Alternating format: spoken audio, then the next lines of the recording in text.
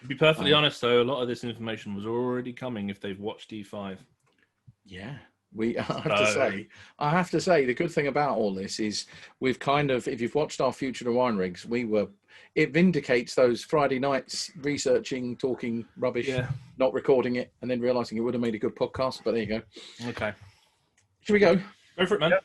Okay, right. So, hello everybody watching, whether you're a manufacturer, whether you're an electrician, an apprentice, training, whatever level you're at.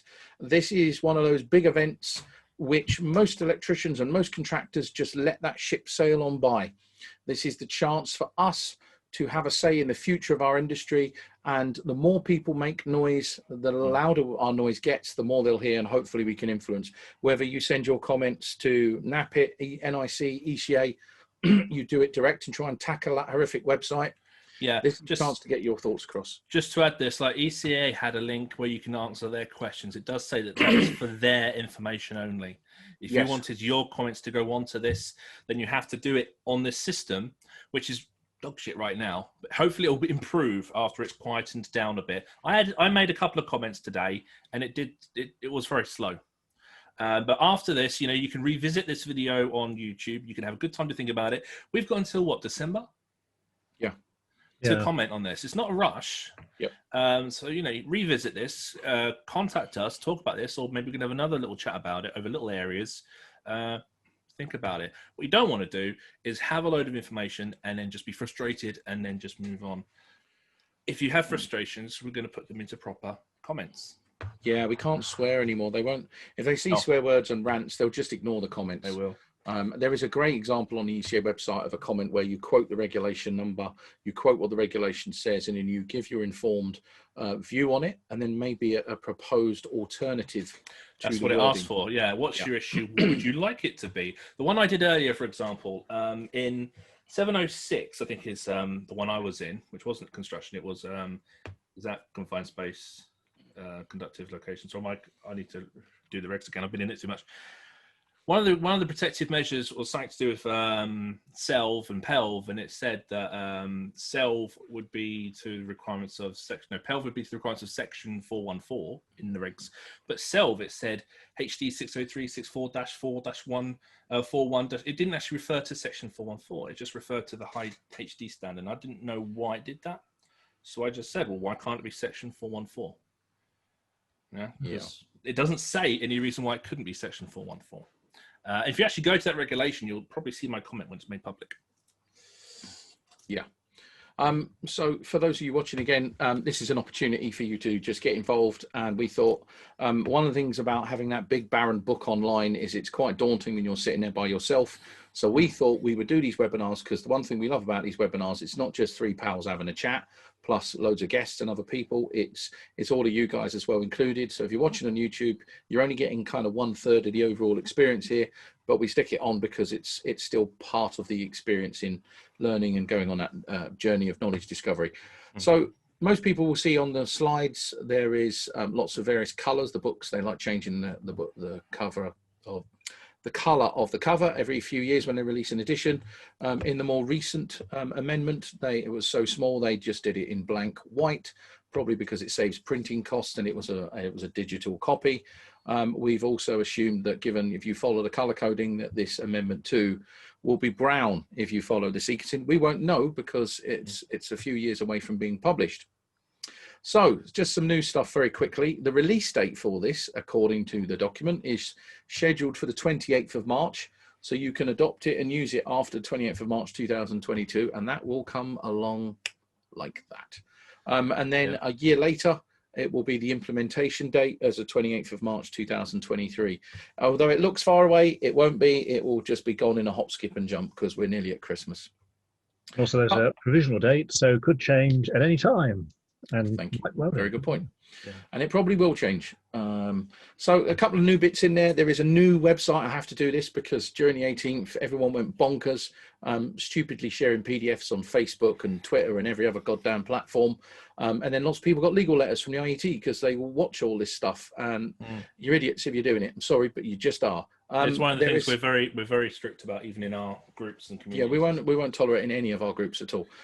So there is a website now about fake awareness, and that's one of the new changes right at the start. But before we get into all the changes itself, I want to cover this because there's always good debates, whether we're in these webinars or they're online, and it's about engineering judgment and people, whether they're too critical or not enough critical, or they're just having arguments. And I want to just remind people of this note by the HSE, because there's a reason and it's leading.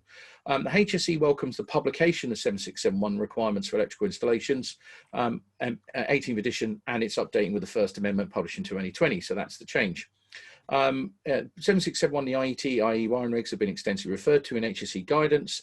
Installations which conform to the standards laid down in 7671, by the way, not just 7671, the standards, so more than one. So all those standards listed in the back, if you conform with all of them, you are likely to achieve conformity with the relevant parts of the electricity at work regulations. Okay, and then it just says existing installations may be designed to a previous standard. It doesn't mean they will fail to achieve conformity with relevant parts of the AWR. That's always a bone of contention in a debate piece in the coding seminars we've done, and we'll probably pick it up on our last one, because we're going to do one on the schedule of items inspected, because one of the guys on Instagram, Will from Will's Electrical, asked us to do it, so we're going to do it. Now, let's turn that and flip that around, okay? So keyword, likely to achieve conformity. Okay, so page 2 of the regulations states, while the publisher and the contributors believe the information and guidance is correct, all parties must rely upon their own skill and judgment, inverted commas and spell checks, when making use of it. The publisher and contributors do not assume any liability to anyone for any loss or damage caused by any error or omission in the work, whether such error or omission is a result of negligence or other cause, and any such liability is disclaimed. So if you use the regs and there's something wrong fundamentally, not their problem. So that's interesting. And then the last part, because if you look at that statement, the statement on the last page said compliance with this document is likely to comply with EAWR, but this statement is basically saying, well, we're not really responsible if it all goes wrong. And then the last, on the same page, couple of paragraphs down, this publication does not purport to include necessary provisions of a contract. So if I engage an electrical contractor and say, please comply with 7671, the users are responsible for its correct application. It then says compliance with a British standard cannot confer immunity from obligations. Now, is that not double standards, or am I going bonkers here? Yeah, well, it is, because they're saying this is what you should do, and then if you do that, well, sorry, it doesn't actually mean it's done properly at all. It's double standards. It's total double standard. And so the reason I'm highlighting that is because when people are arguing and rowing, just remember, this is a guidance note under the law. That little note from the HSE is a breach of BS0, which says you can't say that a British standard is compliance with the law, and I don't know why they've not taken it out. So I'll be putting a comment. It's always on been that in there, paragraph. though, isn't it? It's like a little lazy handshake. It's a lazy handshake, and it shouldn't be in there because BS0 says that, and that's a free to download standard. So don't think by just complying with the wiring regs, you're fully compliant with electricity at work regs. Remember that word on the slide that's highlighted. Skill and judgment, our engineering judgment. That doesn't come from rules of thumb. That's about applying our logic and our knowledge in the selection and erection of an installation. Right, should we go on to part 1? Yeah. Drum roll. Okay, so minor changes. There is lots and lots and lots and lots and lots of changes. Some of them are really, really minor. Some of them is example, Regulation 11011. The scope adds the term dwellings next to residential premises. Are people really arguing what residential premises is? So they have to put the word dwelling. I know it's insane. But there you go. So dwellings is now an addition in 110.1. Okay, so that's the first very, very minor change to this regulation. The second one, 110.1.2, which again, it's the scope, and it adds installation and support of fiber optic cables. So no, I like this because obviously this is all talking about the types of systems and types of circuits that are within the reach of 7671. And I have experienced, especially when doing training, a lot of times when I talk about things like data, I'll mention fiber, and some clever dick in the room will go, yeah, but fiber is not a cable. It's glass. It's not a copper cable. You know, there'll be some smart aleck. Yep. So this kind of brings fiber optic wiring systems, which is a common sense approach, into the scope. Yeah, and I think this is a good thing because let's face it, even in domestic now, fibre optic cabling is a thing. So why not put it in there? And if that falls down and gets tangled around somebody in a fire, well, it's just as dangerous as anything else. So. Exactly. Yeah, and the smart home capability now is in the grasp of every single electrical contractor out there. You've now got that Art Smart Academy, which are doing training for guys. You know, that network's growing. We knew it was coming 5 years ago, but now it's genuinely picking up and growing. So part 110 is it's general scope. And so it includes residential and also installation and support. I got a picture of a linear fire clip there because they're pretty awesome cables. I've actually got one here, right, as well. But yeah, they're pretty good. So yeah, that's 110.1. Now if my mouse works again. Nice and simple. There we go. Next change. I put some really flashy pictures in because I had to really. To be honest, it'd just be boring looking at all text. This regulation 131.2.1. So the note has been removed about LV basic protection being protection against direct shock. So what does that mean? Well, the note in red with the cross out lines. It's for low voltage installations, systems and equipment, basic protection generally corresponds to protection against direct shock. What does that mean, lads? Well, in older editions, we refer to the methods of protection as indirect and direct contact. We did. And obviously, when we standardise, we change the terminology to basic and full protection. And we've always mentioned with basic and full protection descriptors, in brackets, we've referred them back to direct and indirect. And they've obviously decided that's finished and that's past its time. Well, it's the death, isn't it? It's basically the death of direct and indirect shock. So those who are of a certain age, when we remember basic and fault protection coming out and we laughed and sniggered, fast forward 10, 15 years, it's now bye-bye. But this is interesting because I was reading BS 7288 just last week, which I think was amended in 2016 or so, and direct contact is still mentioned in there. Yeah, well, that just means an excuse to re-update all the standards and sell them again, doesn't it, really? Yeah, nothing has really changed here. It's just that they've taken out the two notes. They've retired it. The rest of it's the same, so yeah, just getting rid of obsolete bits. The terms direct contact, dead. It's now basic protection. Why does my mouse never work? And yeah, there we go. So this is indirect shock. Yeah. So basically two very minor changes, 13121, 13122. It's just the crossing out and removals of the notes about direct and indirect shock. Nothing's really changed. How many of you guys in the chat can remember direct and indirect contact? How many of you guys are in the industry? A few yeses here. Glasses.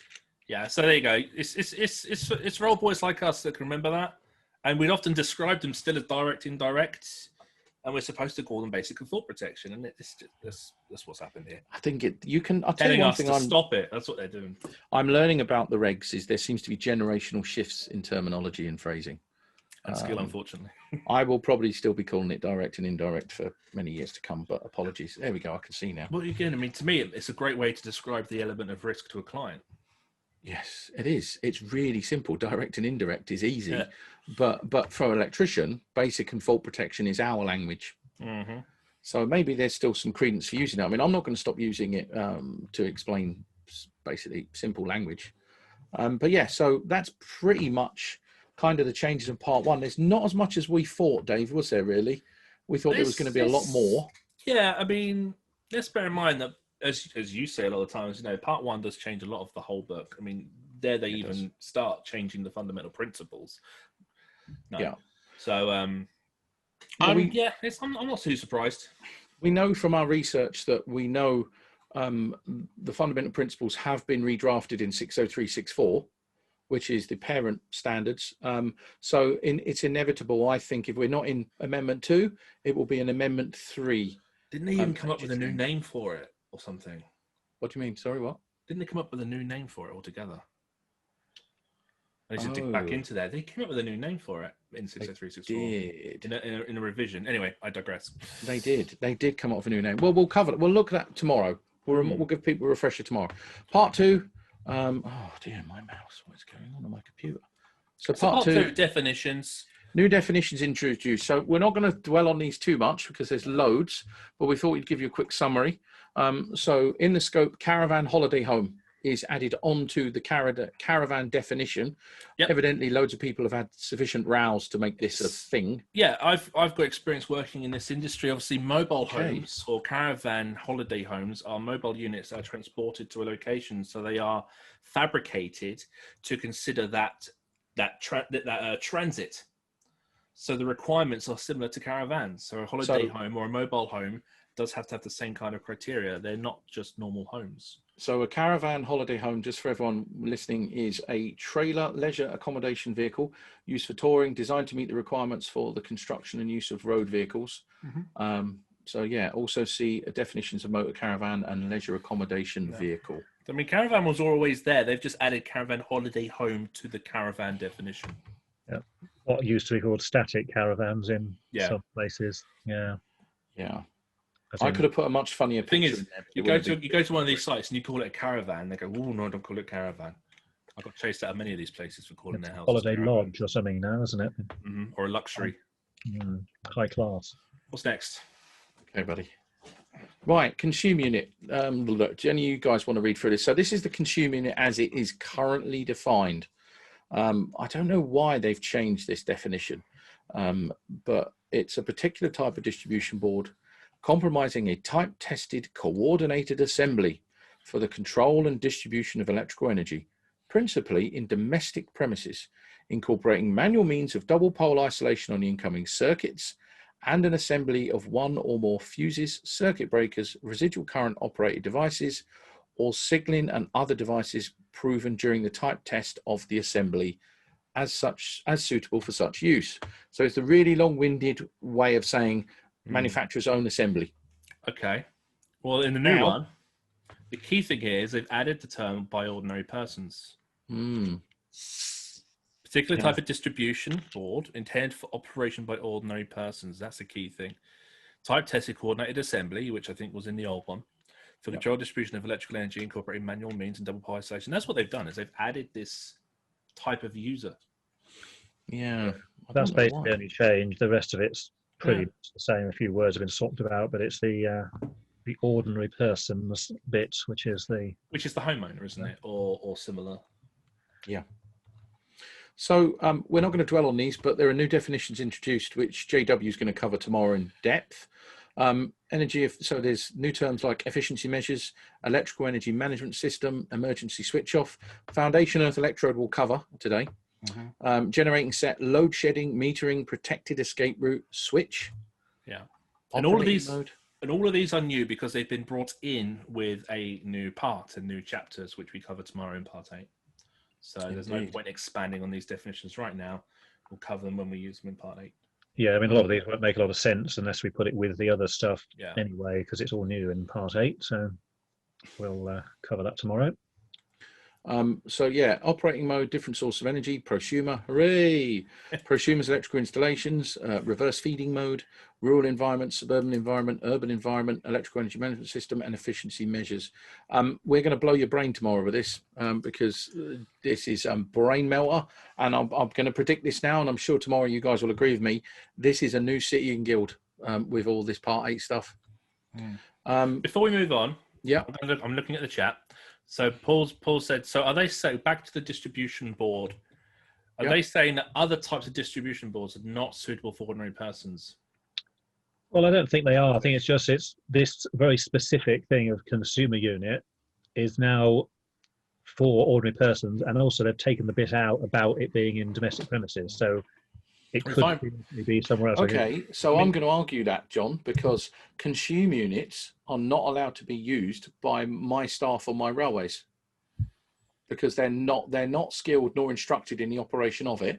And if someone's connected to the end and they go in and reset it, they can kill someone. Again, those persons are also ordinary persons because they haven't got any other. I know. They haven't got skill or instruction. That's fun. I think that's flawed. So no, that's a really good comment, Mr. Brewerton. Very good comment, actually. So I think I'm going to make a comment on that. Is it 60439 or something? One of them says that the main switch has to have double pole isolation. That's for ordinary persons, I believe. I can see operation of the main switch, but not in the workplace. And that's the thing. So why are they taking out a bit about domestic then? Because it said before it was primarily for domestic use. Yeah, principally in domestic premises. So. Well, I think so it's maybe they're trying to leave domestic and go into the small shop and the other kind of public environment, where they're still ordinary persons. In fairness, I've always called a consumer unit where the final circuits are distributed from. So anything before that has always been distribution boards. Or that's how it works in my mind, because that's the point of consumption. But I don't like the ordinary person stuff. Yeah, that's. Yeah, no, that's okay, Mr. Brewerton, you've kicked it off now. But yeah, okay, so that's a good comment actually. I'm going to make a comment about ordinary persons. And Wayne's added, is the consumer unit thing linked partly to caravan parks as the hookups can be reset, etc., by the users? Again, it's likely that this is why we need to identify ordinary persons, and ordinary persons. I think the issue is if we think of persons, if we label equipment for dwellings, that obviously is referred to specifically residential. But if we label as personnel of ordinary, that is obviously dwellings, but it's also caravan hookups, and it's also small shops, and it's so you can have a larger reach. And that's probably why they're going more down the personnel route. The trouble is, Dave, on this consumer unit definition, that must be in breach of a lot of company management systems, because in a company management, electrical safety management system, if you are commercial industrial, you don't want ordinary persons operating your distribution. You will have a policy and a process that says, in the event of a power loss, checks will be made. Don't have ordinary persons playing around with boards. Well, again, technically, persons, technically in the work environment, any kind of maintenance or checks would come under electricity regs, and there would be some level of authorization. Yeah, that's true. Responsibilities. The other thing in like an office, is that actually a consumer unit? Because until this thing, it was not. It probably wasn't, even though it might be the same sort of thing. It was mainly consumer. It was mainly a sort of domestic type term. So. We're just upsetting ourselves now, aren't we? In this, not very clear, is it? No, no, it's not very clear. We're just upsetting ourselves. But well done, Paul Brewer, and that was a good one. So new definitions. We've covered this. So I'm just gonna. We should all take a bow and pat ourselves on the back. This slide that anyone will remember from our future of, because consumer of electricity and producer of electricity, consumer, prosumer, it's in the book. We picked this up by studying 60364. And we created presentations which we delivered at Alex, and that's the point. It worked. We looked, instead of waiting for the industry to kind of, you've seen how the industry's done it today. There's some information on their websites, but then they want you to go to this thing that doesn't bloody work. It's frustrating. It's wrong. And John's got so upset. That's him done. He's just walked away. He's got so upset about it. He's just got up and walked. Bless him. Don't worry. We apologise. It's live. What can you do? Here's a new one.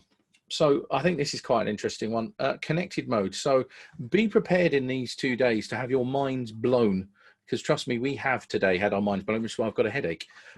Connected mode. Now, we referred to it in one of our podcasts as electric vehicle to grid, and it's an operating mode which needs connecting to the public network.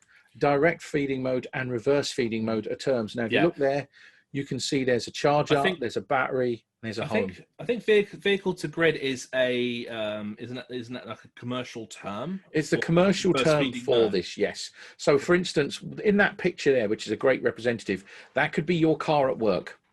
And your car could be helping feed and offset a demand on the grid, potentially. Either way, this is going to be financially incentivized. I saw just on LinkedIn yesterday, there was a long-going debate about the infrastructure, the network not being able to account for all of this additional demand. And a couple of people commented about vehicle to grid. When you combine vehicle to grid with prosumer, it's the only chance the network grid has for us going to fully electric. Yeah, this is definitely going to be needed. And it doesn't mean that your car is going to be outside with a flat battery in the morning either, because once you've got a sufficient number of electric vehicles, if you say a million electric cars or electric vehicles generally, if you say just took 1 kilowatt hour out of each one, that's a huge amount of energy. But individually, it makes almost no difference. That's only about 4 miles of driving. So nobody would notice individually, but say 1 million times a kilowatt hour, that's a lot of power. And so it kind of links to the big picture. So everybody's been rejecting smart meters because of the level of autonomous control they will have. There's this new term in EMS. If we're going to be prosumering, there is going to need to be a level of connectivity so that the I don't know what you call them, the overseers of the electrical industry, the DSOs, can monitor and manage and offset the grid. And we'll cover that in a slide. So we also have direct feeding mode, which is pure prosumer. So that's the operating mode in which the public network supplies the prosumer. So that's currently what we do now. So anyone who has solar panels on their roof, technically that method of supplying you is now a direct feeding mode under the terminology used in 7671, because the public network supplies a prosumer currently. So if you have solar or microgeneration or whatever, that's what the term is that applies to you. You are a prosumer. We also have the term, finally, direct lightning strike. It's lightning hitting Crossrail's offices. Lightning strike impacting a component of the network directly, excuse me, throat's going. There's two notes. Examples of components of the network are conductor, tower, substation equipment. And a note 2 is consequences of a direct lightning strike include thermal, magnetic, and mechanical effects of the discharge current, as well as the surges relating from its voltage drop along the discharge path. And obviously some of this will be discussed in part 4, but as we said earlier, we're going to skip the whole subject of lightning and over voltage. We're going to save that for Kirsty tomorrow. Yeah, so Kirsty, if you're watching, you've got a shift. Indirect lightning stroke. Finally, this is one of the errors and omissions as far as I'm concerned from the 18th. We talked about stroke, but it wasn't in the regs. So indirect lightning stroke is a lightning strike that does not impact directly any part of the network, but that induces an overvoltage in that network. So that can be just one to the ground where there are cables beneath. And there's a note and it says consequences of an indirect lightning stroke for electrical installations are the associated overvoltage and the energy content of the surge wave. Henceforth, electricians, we need to know the difference between a strike and a stroke and the impact. But I think slowly we'll get there. This should have come in way back in when 18th edition was introduced with the SPD push. Yes. For us to understand strokes better, to then understand why we need to select SPDs for a variety of purposes. Because this is the one that's far more common, because this is where it says strikes the ground and then the energy spreads out in a huge distance. I think Kirsty said it was like a couple of miles. Yeah. All the energy is going out somewhere. So that's probably far more likely than something, say, striking a building and destroying it. So definitely should have been there on the last one. Indeed. My favourite one. DSO. Nearly 5 years ago, I found this in a document, and if you do your research now, you will see that the DNOs are moving towards DSO. They have been for a number of years. It's about, apparently, according to Ofgem, giving them more versatility.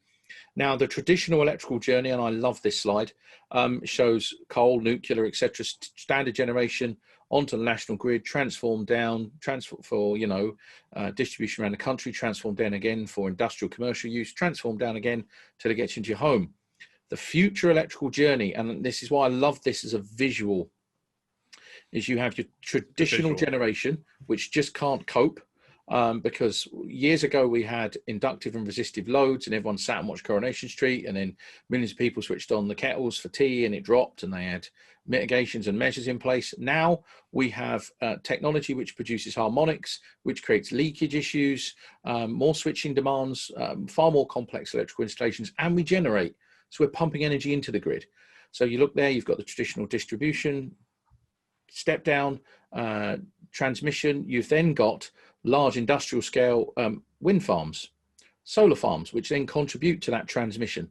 The megawatt farms that exist there at the moment. You've then got feeds that can connect it to overhead lines. You then go all the way down into the domestic home, and look at the domestic home.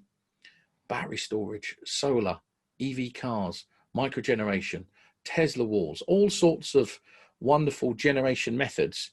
All of that needs to be regulated, because you can see from the traditional journey, it was linear. It was now it's not. It's forces opposing and trying to synchronize, and the sine wave being manipulated and chopped, and it's a lot more complex. As we're talking about this, Sean had a question. This kind of, I think, goes back to the vehicle to grid thing. He says, I'm confused by the concept of having lots of extra load on the grid to charge EVs and the relatively small offer of energy they might return to the grid. I do, however, get the buffer at peak times they might offer. Okay, the deal with extra load is that if you look at the actual total usage in the UK of electricity over the last 10 years, it's actually dropped by something like 15%, mainly due to use of better energy efficiency items. So in terms of extra load, it's only going to go back up to what we were doing anyway.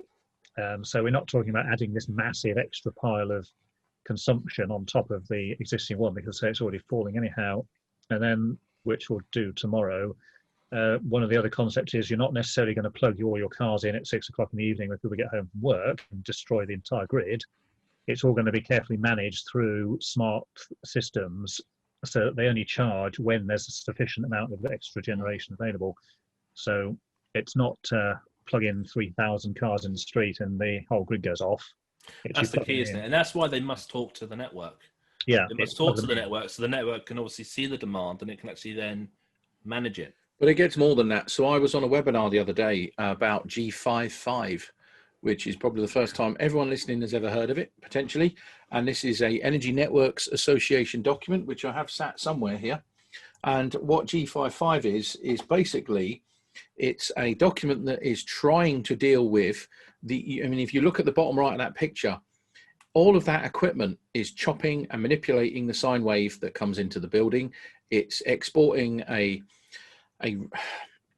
inverted sine wave back onto it, trying to match it as best as possible, producing lots and lots of harmonic interference. That harmonic interference is putting massive strain on the transmission and distribution systems. We don't think of it like that, but we are. Everything used to be 240 volt resistive inductive. Now it's not. It's 12 volt, 24 volt, 5 volt. That's all it is. And that is causing chaos on the wider distribution. Sean has just found a link for it and put it in the chat for you. God bless you. You can see it's a brand new document. It's their interpretation of the EMC regulations, EMI directive, and Mr. Skern would shoot me if I didn't say that. So if he's watching, love you loads, Paul. And to be honest with you, I only found out about it a while ago, and it has blown my brain because it makes you realize how, I think we've always said this, is that mutual interaction of protection and fixed loads, but think of it in a bigger scale. Imagine a street of smart houses generating, switching the supply in and out. It will cause chaos on the network as well. Yeah. Right. My favorite picture of all, John's holiday home. It's island mode, which is the operating mode in which the prosumer's electrical installation, PEI, is disconnected from the public distribution system, but remains energized.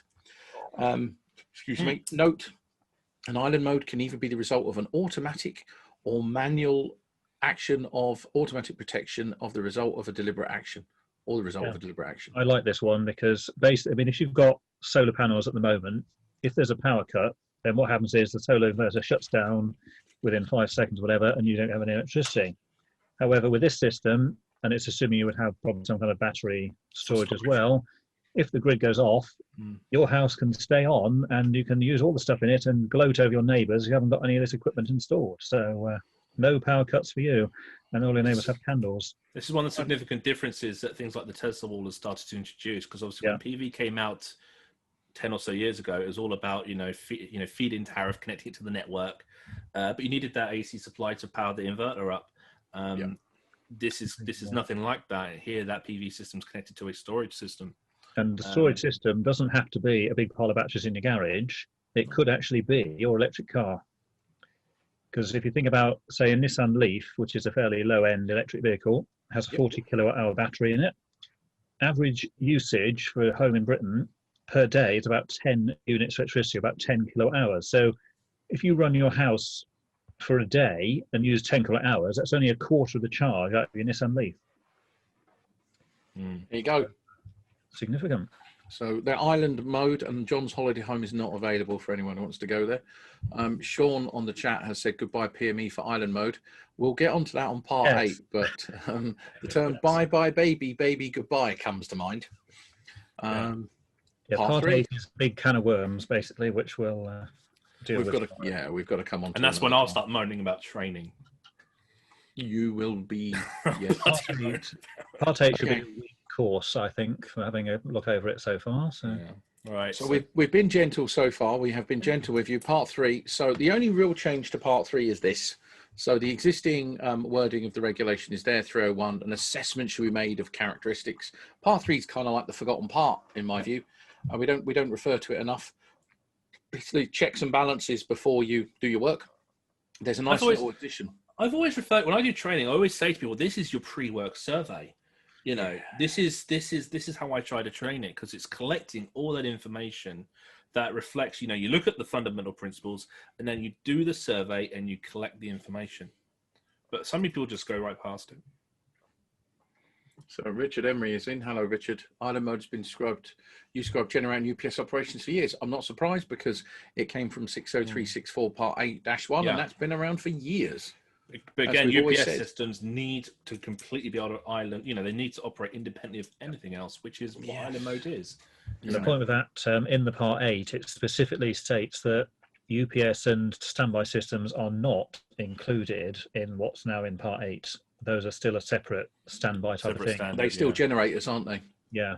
Yeah. So it's made the distinction between UPS systems and sort of standby generators to what is now going to become the sort of... It's only took them 20 years. Basis. So, but we'll do that tomorrow anyway. So these characteristics of part 3 shall be taken into account in the choice of methods of protection for safety, chapters 41 to 44, isolation and switching 46 and section 537, and the selection and erection of equipment 51 to 56. So it's just some additional checks, basically, and that's pretty much the only real amendment to part 3. Yeah, which is handy. So gentle so far. There are typos and spelling and capitals, lowercase to capitals, and vice versa, and some other bits and bobs. But we thought we'd get onto the meat and veg of it, because you guys are you're going to love this. So everybody should know this regulation, or hopefully refer to it in the big blue book, which is 411312, protective equipotential bonding. And it states, currently this is the existing regulation. In each installation, main protective bonding conductors complying with chapter 54 shall connect to the main earthing terminal extraneous conductive parts, including the following: water, gas, other pipework and ducting, central heating and air conditioning systems, and exposed metallic structural parts of the building. We obviously go to chapter 54 for sizing of said bonding conductors. Metallic pipes entering the building having an insulating section at their point of entry need not be connected to the protective equipotential bonding, which, as you can see the picture on the right, everyone's like, oh, why are you bonding that anymore, etc. We're actually currently got a series of podcasts where we actually discuss bonding. I think the bonding podcast is out in 2 weeks, but yeah, we've discussed a thing. There's one on bonding coming up, and this is kind of one of the technical themes for our podcast. The thing is, everything above here, the top half of this was original, and then I don't know if it was the 18th edition or previous, but then that line with metallic pipes was just squeezed in. Yeah, a bit there. The insulating section, it was a bit of a... Yeah, it was a bit of a sneaky squeeze, and obviously they've decided to completely reapproach that. So, but then it said connection and lightning protection shall be made in accordance with 62305, which we know from speaking to our friends at Dane. You may have to connect it, you may not, depending on the lightning protection system and method of application. Where an installation serves more than one building, the above requirements shall be applied to each building. And to comply with the regulations, it's also necessary to apply potential bonding to any metallic, and I have evidently lost that the end bit of it there. Sorry about that. Yeah, that's what happens when you've only got a few hours to prepare a presentation. What's that? Potential bonding to any metallic what? It's metallic. It was sheath of a telecommunication cable and get consent to the operator. I don't know why that's dropped off. Sorry. Sheath of the telecommunication cable. Yeah, that hasn't actually changed that bit. So it's none of this. This is the existing reg. Yeah. This is the new regulation, folks. So it now states in each building, incoming, outgoing metallic parts which are liable to introduce a dangerous potential difference and do not form part of the electrical installation shall be connected to the main earthing terminal by protective bonding conductors. Example of such are metallic water, metallic gas, other duct. So that list stays the same. When non-metallic pipes, e.g. plastic, enter the building, so this bit's been reworded, enter the building and are then connected to the metallic pipes within the building, i.e. the photo on the right, the metallic pipes within the building do not require protective bonding. What's everyone's view on that? because it's changed at the top in each building. Yeah, well, Incoming, outgoing. If we just flick between the two, they've added the word metallic to each of the different things.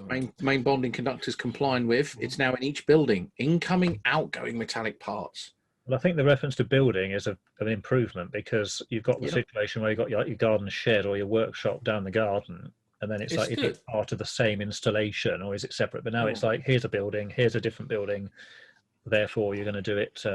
And they've obviously added the mention of dangerous potential differences, which helps us understand more about what we're trying to achieve with bonding, because that's not there before. Yeah, it'd be nice if we could give us more about how to determine what dangerous potential differences are. That's my big bugbear with this. I like in each building, incoming, outgoing parts, nice, common sense, but introduce a dangerous potential difference. I need to understand the context of... Is that just slapstick 50 volts, or is that something else? I actually can't think of anything that could be, so maybe if people in the chat could. Daniel Casey's turned up, so we'll thank you all for watching, and we'll see you later. No. It's...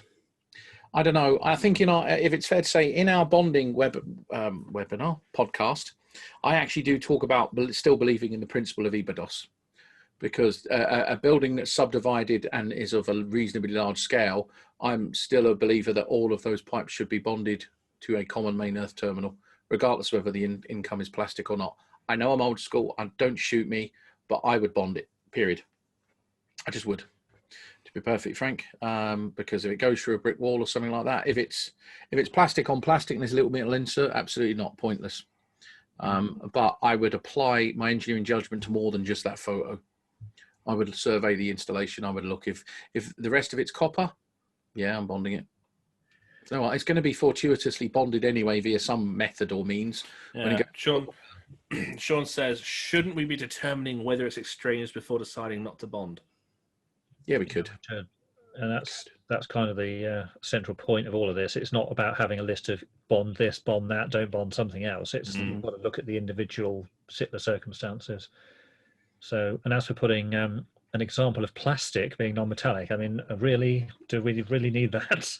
Because I think we can understand what metallic and non-metallic actually means. Yeah. Are there any non-metallic things that are not plastic that are used for water pipes? I think there is, actually. I think there are some asbestos water pipes that you can get. No, there are water pipes you can get that are plastic lined, but they do have a thin metal, like a component in between the plastic. I'm pretty sure I've seen them in some push fit systems. So I can see why they've probably put that in there, but yeah, so there you go. So that's kind of one of the small, but obviously interesting. It looks like a rewrite at first, but actually when you look at it and compare, each building is a good thing. The potential difference mention is good, but I'd like more. I would bond it if I was on site, I can guarantee. Yeah, I wouldn't bond it. So I'm just reading some of the comments. I've got them above the camera here, so forgive me if I'm always looking up, trying to look at the comments, because this is about everybody having. I wanted to return to an old comment. I think this is referring back to island mode and PV and vehicle to grid. There was a question before it disappears from Wayne. So the EBs will need to start putting the 100 amp fuses back in instead of replacing them with the 63s or 80s. Do you think that they'd have to start replacing, if you've got a 100 amp fuse holder, most likely it's going to have an 80 amp fuse behind it. Do you think they're going to have to start putting them back up to 100 amp? So if you remember, during our webinar on DNOs, we identified the Energy Networks Association document, which tells you whether or not, excuse me, it tells you what cutouts they can actually upgrade for EV and what ones are suitable for EV, because that document was written for EV installers. So please, when you finish this, if you want to know more about that, just look at the webinar and DNO intakes, and the answers are all in there. Basically. A good one here from Terry Austin. It says, does bonding, where not required, introduce any additional danger? And the answer is yes, it can. In some cases. If Peter's still running, he's thinking in his head, yes, yes, yes. Someone say yes, because I know he's always pushing that one. Yeah. If you've got, say, a metal table in the middle of a room, it's not connected to anything, it's got no potential whatsoever. If you then bond that, you've now introduced that earth potential into that room and put it on the table. So now you've actually got something which is now connected to the earth, which wasn't before and doesn't need to be. So you've now got a big chunk of metal someone's going to be hanging on to with a iron in the other hand or something, and that's going to make that situation worse. So definitely, yeah, it's not a case of bond everything as it might have been quite a long time ago. Again, this is a term. This is a term I use in the 2391. Over bonding. It's something I think inspectors should look for. If you think about simple science and principles, where you think about how electricity works, 230 to a 0-volt reference. If that metal table before wasn't 0 volts and you've now made it 0 volts, surprise, surprise, electrical current will flow to that now. So if you can make contact with that table post bonding it, then you've made it more dangerous. I think it's fairly evident earthing and bonding is incredibly dangerous because we both know as well, Dave, that you can also encourage circulating currents as well via incorrect configuration of bonding. And that's the term I always use, is when you look at bonding, you have to configure it. In a domestic home, I personally would bond any service, whether it was plastic or not, just to make sure that I have EBADOS. Yes, cage. Which EBADOS still exists, by the way. Yeah. It's just worded differently in the regs. So that's what I would do as in my applied engineering judgment. In commercial industrial, I would absolutely look to not do fortuitous or indirect bonding or wasteful bonding or introducing wrong bonding conductors. I think it's fairly evident on commercial industrial installations, if you have damage to the cabling that's supplying your installations, you can get diverted neutral currents through your bonds. It's quite a complex subject, but again, it's application of skill and judgment for each individual installation. Stop looking for rule of thumbs. A lot of equipment is now going down the functional earthing route. So there's lots of currents being designed to go into the earthing. Yes. So, let me just quickly scan. What have we got here? Richard says, I just test it. This is regards to the extraneous conductive parts, I believe. I would as well. I used to. David's mentioned the 22K test. Or 23, depending on which book you read. Yeah. It's true. Oh, dear. Yes, if your body is 1,000 and then you add it onto, whatever. Anyway. Add the 1,000 on top. Shall we move on to the real controversy? Yes. Yeah, we've not got okay, started, so what really. we want to do is we want to cheer you up. So what we thought we'd do is we would cheer you up with the greatest regulation ever written, 42117. ARC fault detection devices conforming to BSEN 62606 are recommended. Hooray! Yes! Oh, damn, this is in the current edition. As a means of providing additional protection against fire caused by ARC faults in AC final circuits. And this is what kicked off the row. Premises with sleeping accommodation. Define sleeping accommodation. Really? Seriously? Locations with risk of fire due to the nature of materials, woodworking shops, stores of combustible materials, locations with combustible constructional materials, fire propagating structures, and locations with endangering or irreplaceable goods, museums, zoos, etc., stuff like that. So I thought that was a pretty good example. I thought the sleeping accommodation was a little bit naughty because it just blanketed any house with a bedroom or anywhere with a bedroom. Very clever wording. It was a little bit naughty. We went on our little journey, didn't we, Dave, where we decided to zip over the Europe and actually ask them what this means in English and how arc fault detection works. We did weeks of research as well, though. We did lots and lots of research. So what we thought we'd do is we'd just kind of remind everybody very briefly that an arc fault detection device is looking for damage or breaks in single conductors. So if there's a damage in a flex and there's just one core, that's not going to trip overcurrent protection. It may not trip earth leakage protection. It could be damage within the cable. There could be small damage that cause leakage between conductors, which wouldn't be picked up by an RCD, but would do sufficient damage to allow carbon to deposit, the PVC to break down. That would allow carbon to form. That carbon becomes the fuel. As the copper melts, it oxidizes, forming a gas. Source of ignition. If it's over 2.5 amps, boom, you've got the perfect recipe for a fire. There we go. There's my special effects budget blown. And we'll get the drum roll in a second. What it also does is it can protect against damage, trailing leads, but more importantly, white goods. Now, we're not stupid. We know the committee for 62606 is made up of white goods manufacturers. And it's fairly evident I don't see arc fault detection as a bad thing. I see it as the next step in protection of electrical installation. What becomes very prohibitive is the cost. And also from our research, JW, you are the store of our AFDDs. They're all slightly different. The Siemens Electrium one is 1.5 amps. Then you've got some that look at just the line conductor, some that don't look at the neutral conductor. These things are designed for a domestic market. There's no 3-phase, so you can't use them in commercial or industrial. They don't have the necessary pollution category for commercial or industrial either. So they have their place, and we've kind of had this rule of thumb recommendation of, well, if the standard says 2.5 amps or even 1.5 amps, they're no good for lighting circuits, showers. This was our main frustration, really. I mean, we understood the technology. We tried to find the best ways to get that technology delivered to us. Yes. To understand. The guys at Eaton did a great job. Yeah, they did. They really did. Full and Electrum, in fairness, and as well. And last night I did a Schneider CPD. I went onto the Schneider website. I did a Schneider CPD just for 45 minutes or so, just to go through it a bit more. Our problem really was the translation of 62606 to BS7671. Yeah. The 2.5 amp to having illustrations of light switches. That was our main boggle.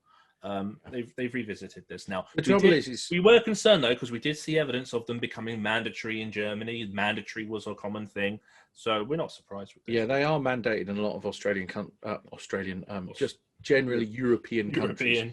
The problem is, and let's be honest about it. The one thing that this journey taught me was manufacturers have a language, and that language is marketing. Electricians have our language, and we can't talk. It's like me speaking to a German, and I don't speak German.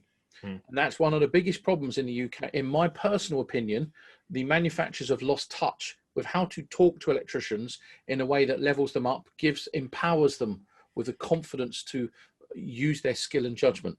But that's changing slowly, I think it's fair to say. Yeah. Peter says, still here, stop bonding everything for the sake of bonding. Pete, we'll always disagree on this one, and there's a reason behind that, but you'll find out tomorrow. Right, so here's the new reg.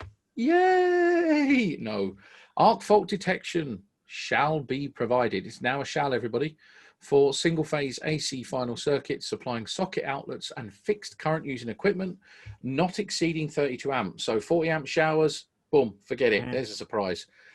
AFDDs conform to 62606 are recommended for all other final circuits. However, AFDDs may be omitted where unexpected disconnection of circuit would cause danger. For example, the exciter circuit of a rotating machine. So, John, don't be putting one on your home. The supply circuit of a lifting magnet. Why would you have a lifting magnet in a domestic home? Because these are not commercial. This list is junk, isn't it, basically? This list is junk. The list is from protection against fault current, where there's emissions for safety reasons. There's a list in there about reasons for safety why you may want to emit protection against overload current. Why would we not want it to turn off? They've copied that list, pasted it, add light circuits. Hang on a minute. Let me just go and switch off my lifting magnet, which is over there. It's an essential part of my office. I don't know. That's what they've done. Okay, so a circuit supplying a fire extinguishing device. Absolutely. A circuit supplying a safety service, such as a fire alarm or a gas alarm. Totally agree. Circuit supplying medical equipment for life support. Are you on life support in your home? I don't know. In medical locations where IT system is incorporated, this list is pants. But you can see the ones they've added. Lighting circuits in dwellings. Oh, but again, I mean, this isn't just for dwellings. So, although the way it's worded, this compliant with the standard. They want to push it to to nurse homes and all this stuff. I can see light commercial from an EMC perspective, but until they get the pollution category up, I couldn't ever use these on a railway. But lighting circuits, showers, pointless. Immersion heaters, do you use it enough to actually warrant the cost? Because remember as well, you look at that little LED on the front there, that uses energy. So there's a hidden cost of ownership with arc fault detection device. So if you get a 10-way board full of AFDDs and you've put it onto someone who's in social housing, for instance, and it's going to cost energy to run those microprocessors, because in these devices, there's a little microprocessor that looks at that sine wave, looks at the waveform, and knows what a good arc is and what a bad arc is. Well, can you join the dots that points to BS7671 there? Can you find a place in BS7671, a regulation that for me to comply with would force me to not select an AFDD? Sorry, are you talking to me here or everyone in the group? Because obviously you're talking about environment. You talk about categories. That's not here. Yes. The information you've just gone through is not here. Hang on. In this regulation. So No, which regulation would we go to? Hang on a second. Give me a second. And when are you and Paul going to do that podcast on? Don't you even start. Don't you even start. I'm waiting on Mr. Skirm. Okay. And Mr. Skirm's busy man. Compatibility of characteristics, section 331.1. I would suggest is the bit that kind of covers that. 332 electromagnetic compatibility. It's one of them chapters that we don't really look at much, but I would use that. We need to do a little digging on that, dude, to actually pick up the information that then people, when this comes in, on the list, will have to. It's on the list. Do you know how many things we've got to do? It's mind-blowing. We're going to do webinars for the next 2 years. We're just researching and webinaring. Yeah. Anyway, sorry. So where used, AFDD should be placed to the origin of the circuit to be protected. With the use of AFDD does not obviate the need to apply one or more measures provided in other clauses in this standard. I think that's a typo. Maybe my typo. But there you go. Apologies if it is. Let me just check that's actually what it says. Oh, it's obviate. Oh, right. Oh, okay. Great, because I use the term obviate all the time, don't I? Yeah, that is right. A couple of the comments there. Richard Harrison's put, so AFDDs are only domestics. Surely it's all circuits, installations, S32 amp. Well, yeah, it doesn't actually say domestics, but as we pointed out before, these AFDDs are not actually manufactured to put into industrial locations. So it's... Although it doesn't say they're domestics, they basically will end up being, and also they only go up to 40 amps anyway. You can't get them. This is the extra bit of learning we've got to think about, is to understand why a typical device, the 60626 or 61009 that's combined with it, won't be suitable in certain environments. Yeah, it comes down to pollution categories. But yes, I agree. It is in the standard 62606, which has been amended. We know they're working on the three-phase version of this device. But yeah, I think there's quite a way to go for me. I'm this one I'm going to be commenting on as in basically jog on. Simple as that. Shall, I think, it's going to, my biggest concern with this becoming a shall, we've not taught the industry enough as to how to select and erect this. And by making it a shall, you could take really good, honest, decent electricians and price them out the market. Because they'll be offering this in line in 2 years' time and saying the regulations require this. By the way, your fuse board has now gone from, I don't know, let's say 200 quid for a board to now 750. Yeah, if not more. The that ECA website with that awful questionnaire on it had an interesting question. It said, "Do you feel mandating AFDDs will be a benefit?" And then the question is, who's going to benefit? Certainly the vendors of these AFDDs are going to benefit if they're made mandatory, because they'll sell. Well, I've actually got a poll just like that here, so let me do that. There you go. Wait a minute, John. Are you suggesting that the manufacturers are going to benefit from these amendments? Well, there you go. Do you think AFDDs are of benefit? Multiple choice, so you can select a couple of answers. Yes, no, costs too much. Only where engineering. Yeah, answer the question, guys. If you can, please, that'd be great. The trouble is I think the technology is good. The principles of it are great. The principles of protection are fantastic. I can't fault the principle of protection, but for me, it's good selection and erection where necessary, because if I'm going into someone's house and they can barely pay their electricity bills, I'm not putting AFDDs in. I'm not. I'll stick with Type A RCBOs, and that's about the limit of what I'll go to. The problem you've got with that is obviously the industry is going to, when this comes in, the industry is going to give you the value, the numbers of fires. They're going to give you every year X amount of fires, and they're then going to ask you how you're going to then not select this device that's been mandated now to stop that. So let me be really controversial. This device is deemed as almost a completion of the method of protection of an installation. Now, when RCDs first came out, they were supplementary. Yes. They then became mandatory on pretty much everything. But they have been seen by many a person, and we've had many a comment put to us, RCDs are mitigation for poor workmanship. Could this be the arc fault detection is mitigation not only for poor workmanship, but for poor white goods? There's a benefit there. But what happens is you could then go and get cowboys, people who don't really care, installing these left, right and centre, and not being held accountable for their substandard level of work. So you've hit. Sorry, have I? A sore point for me there. Sorry. Which you understand where I'm coming from, and that's white goods. Now, I remember a year or two ago, no, probably more than that, contacting a company called Firetrace, and they were on Tomorrow's World years and years ago, and the guy owning, you know what Firetrace is? Yeah. It's that goes in panels, and obviously that it has the gas and it takes out fires. They put it in TVs back in the old rear projection TVs, and they tried to bring them into appliances.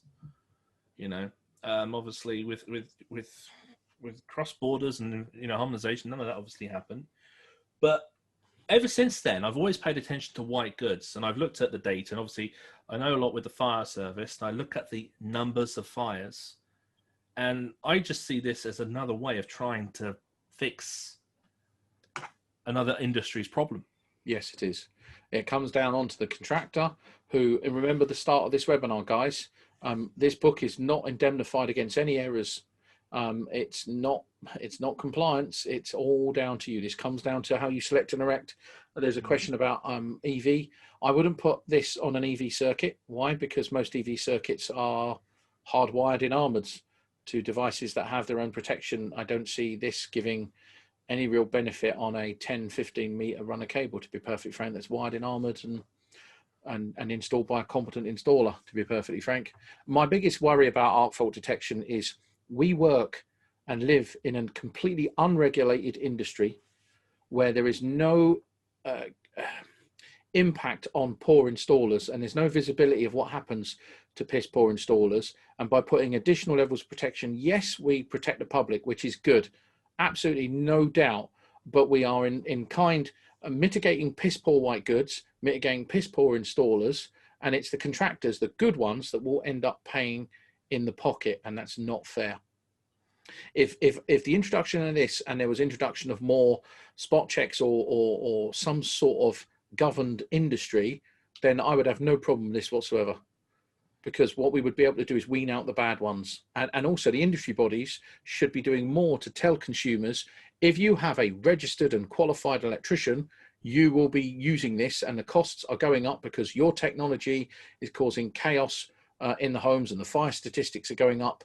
But you and I both know fire statistics are a nightmare to get hold of nowadays. Sorry to butt in. Do you think people like the CPS obviously have a way of dictating a standard for their members, should maybe push things like this upon their members? Sorry, say it again. Do you think people, companies, organizations like a CPS should push things like, you must install AFTDs upon their members instead of giving them the choice? Wasn't there a question the ECA asked that the other day? There was something going down that area, yeah. They were saying about, should all installations comply with a minimum? There was reference to, should installations comply with a minimum? Because you kind of came round to that there, where you were saying that these organisations should tell the clients, that they will do this. They should be saying, if you're having your installation rewired from 2020 onwards, this is the minimum to expect to see from a good contractor. Then the good contractor won't feel or be told they're ripping people off, because they'll have that same information. It's the hearts and minds of the consumers that the industry bodies are not doing enough. So when a good contractor comes in and says, I'm going to subdivide your installation to deal with earth leakage, I'm going to give you an RCO board, it's going to cost £300, piss off, I'm getting a 70 quid board from Screwfix. And the guy, what does he do? Does he pay his bills? Does he not pay his bills? It's not fair to be putting people in that situation. This is where the CPS schemes are failing our industry, because they're not representing the people who they work for enough, in my opinion. Just my opinion. I'm sorry, I know I'm going. I have many opinions, but I agree with everything you've just said.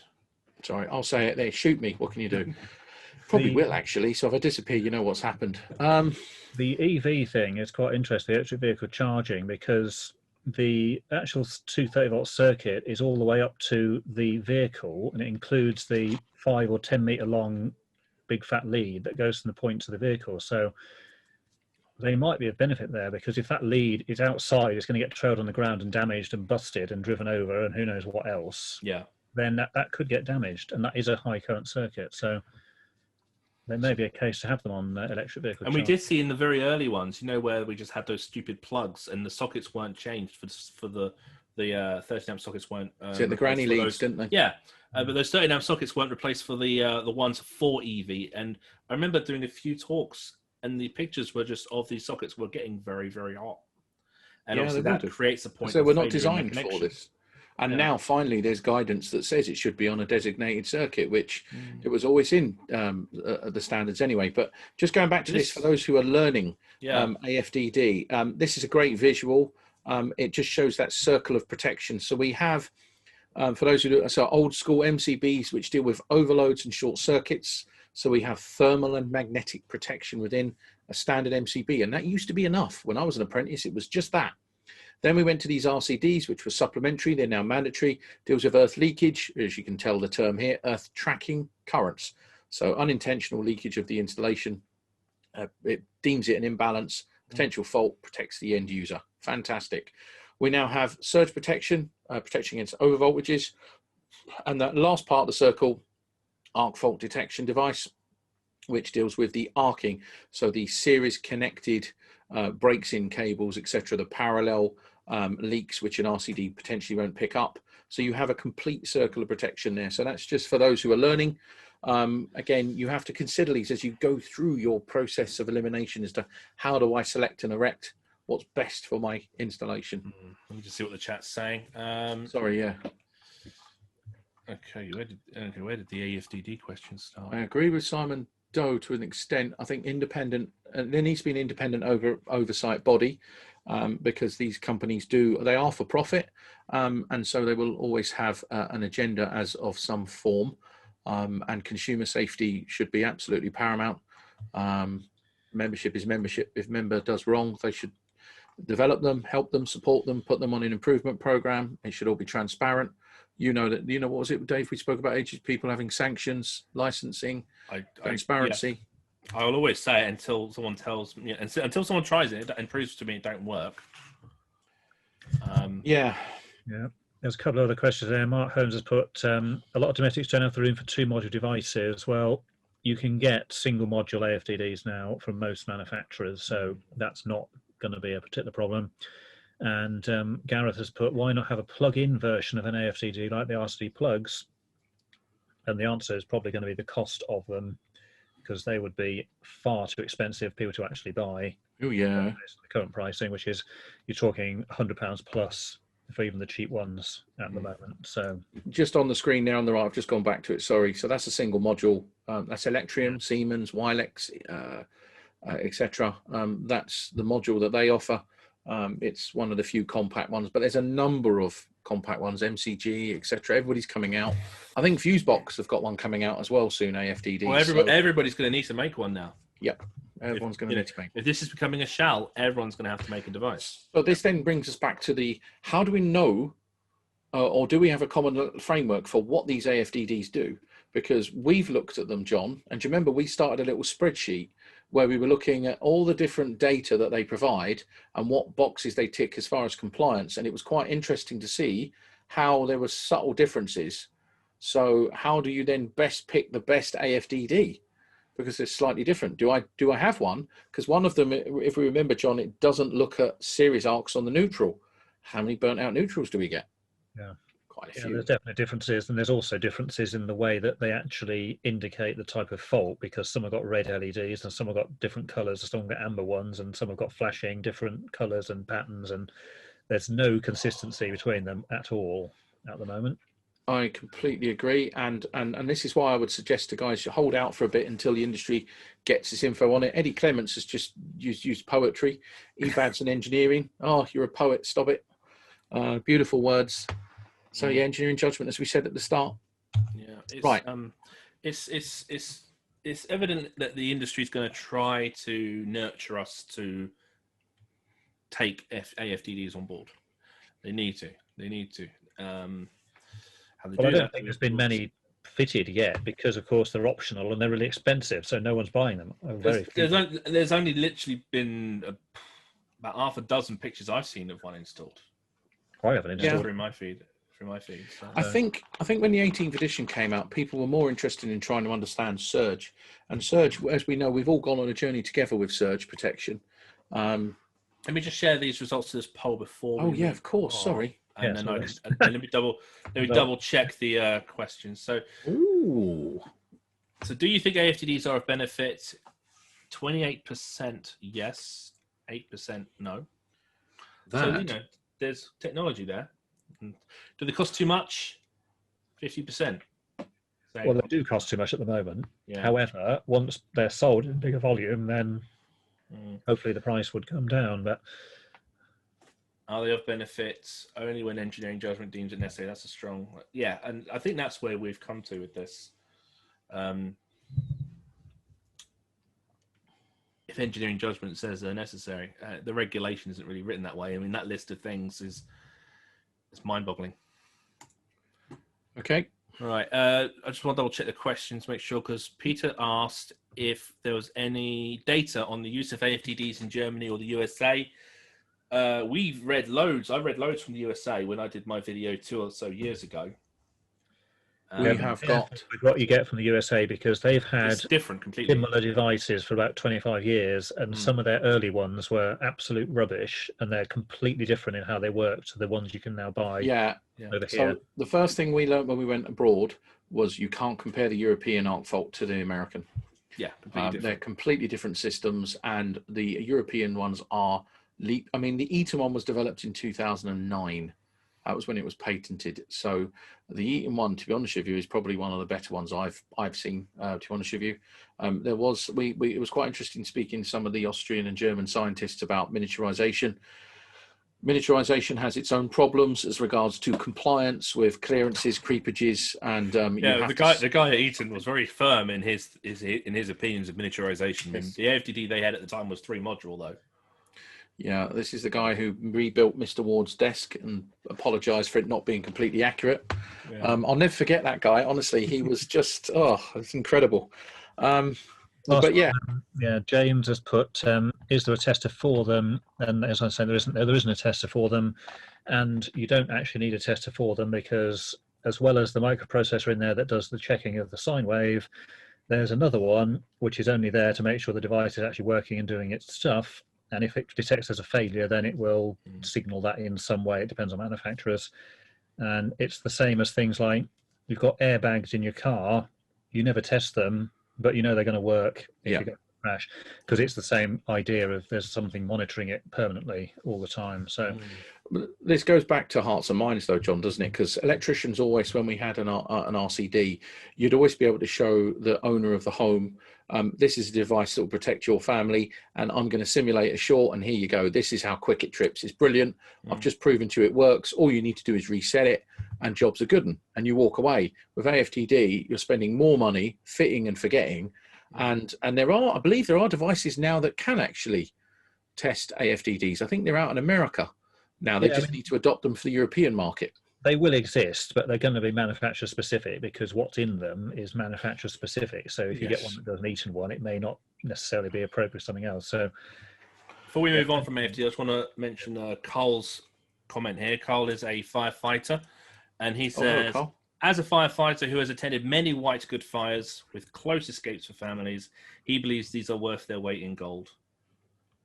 It's an important thing to just read out, because, I mean, I mean, they are, but I think it's shifting the problem. It's shifting the problem, but I mean, what we can do, is... I can't disagree with that. The only comment I would make to that is they are worth their weight in gold. However, if we are now no longer looking at leakage current values, these AFDDs, the RCB components, will be blinded still. And we don't know what the impact on DC overwhelming day type. Yeah, they're all RCBOs as well. Yeah, no, do they do AFDD RCBOs there you go. That's type B? No. That's what I was going to say. Do they go beyond type A? No, they're just type A. Not that I'm aware of. In all the research we've done, I've never seen a type B one. Because the type B one will be massive. Well, they couldn't do them. It's just there's probably no demand for them yet. So if you had this situation... Also, they're huge. You double the size of the internal gubbins for type B. If you had a situation where you had equipment that required a type B, you'd have to then have a separate module AFDD from your RCBO, wouldn't you? You'd be charging points. Yeah, but you wouldn't use an AFDD. The technology is not mature enough for that yet. This is the problem. This is general socket outlets, white goods type stuff. Yeah, but there's nothing in the regulations that says that. No, it's just all circuits. I can buy a washing machine that says a Type B RCD. There's nothing in the regulations that says don't put it on circuits that require Type B. We'll get on to RCDs, but AFDDs conform 6 are recommended for all other final circuits. So if you had a radial circuit with washing machines, fine. But remember something, if that's an inverter drive washing machine, and that's all that's working on that circuit, let's say it's 500 watts, the AFDD will not see the arc. If it's only a minimum load. You need a minimum load, and AFDDs are brilliant, but you need a minimum load on that arc. If you don't have that minimum load on that arc, they do nothing. They're just an RCBO, and a really expensive one at that. And this is the problem where energy efficiency has kind of impacted the AFDD market quite a bit, because they need a minimum level of energy to see that arc and understand that that's a serious fault. And that's what we're not talking about enough, but we'll kind of cover a little bit on RCDs as well. But I don't disagree with the fireman there. It's, they are a good thing. Even if we are having the can kicked over our fence by the white goods industry, they are a good thing. We just need to really get good at selecting and erecting these, which means a lot of thought. Right. Should we move on? Let's move on, because we can talk about this for another half an hour. So you can do if you want. What happens if a fire starts within a white good and AFDD won't find it? Potentially it won't. That's a problem. Again, it depends on what current is being pulled through that AFDD. You're more likely the arc tripping, to be honest with you, if there's an earth leakage there. The only concern is a series arc fault, really. Yeah. On that appliance. Yep. Yeah, like everything, there's different circumstances. No device is going to pick up everything every time. It's just how these things work. So AFDD integrated into white goods rather than electrical installation. I'd love to agree with you with that, but the white goods committee sit on the AFDD.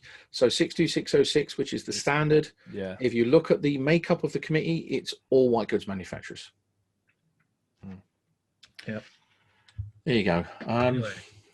So moving on. The risk of fire. Yeah, that's the one. Risk of fire.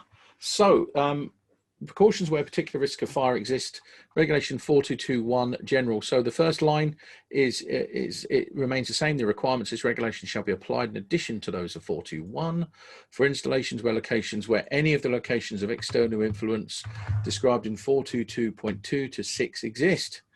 Now this is an interesting one, and I love this one, because I do a lot of fire safety stuff at work. I'm a responsible person at work.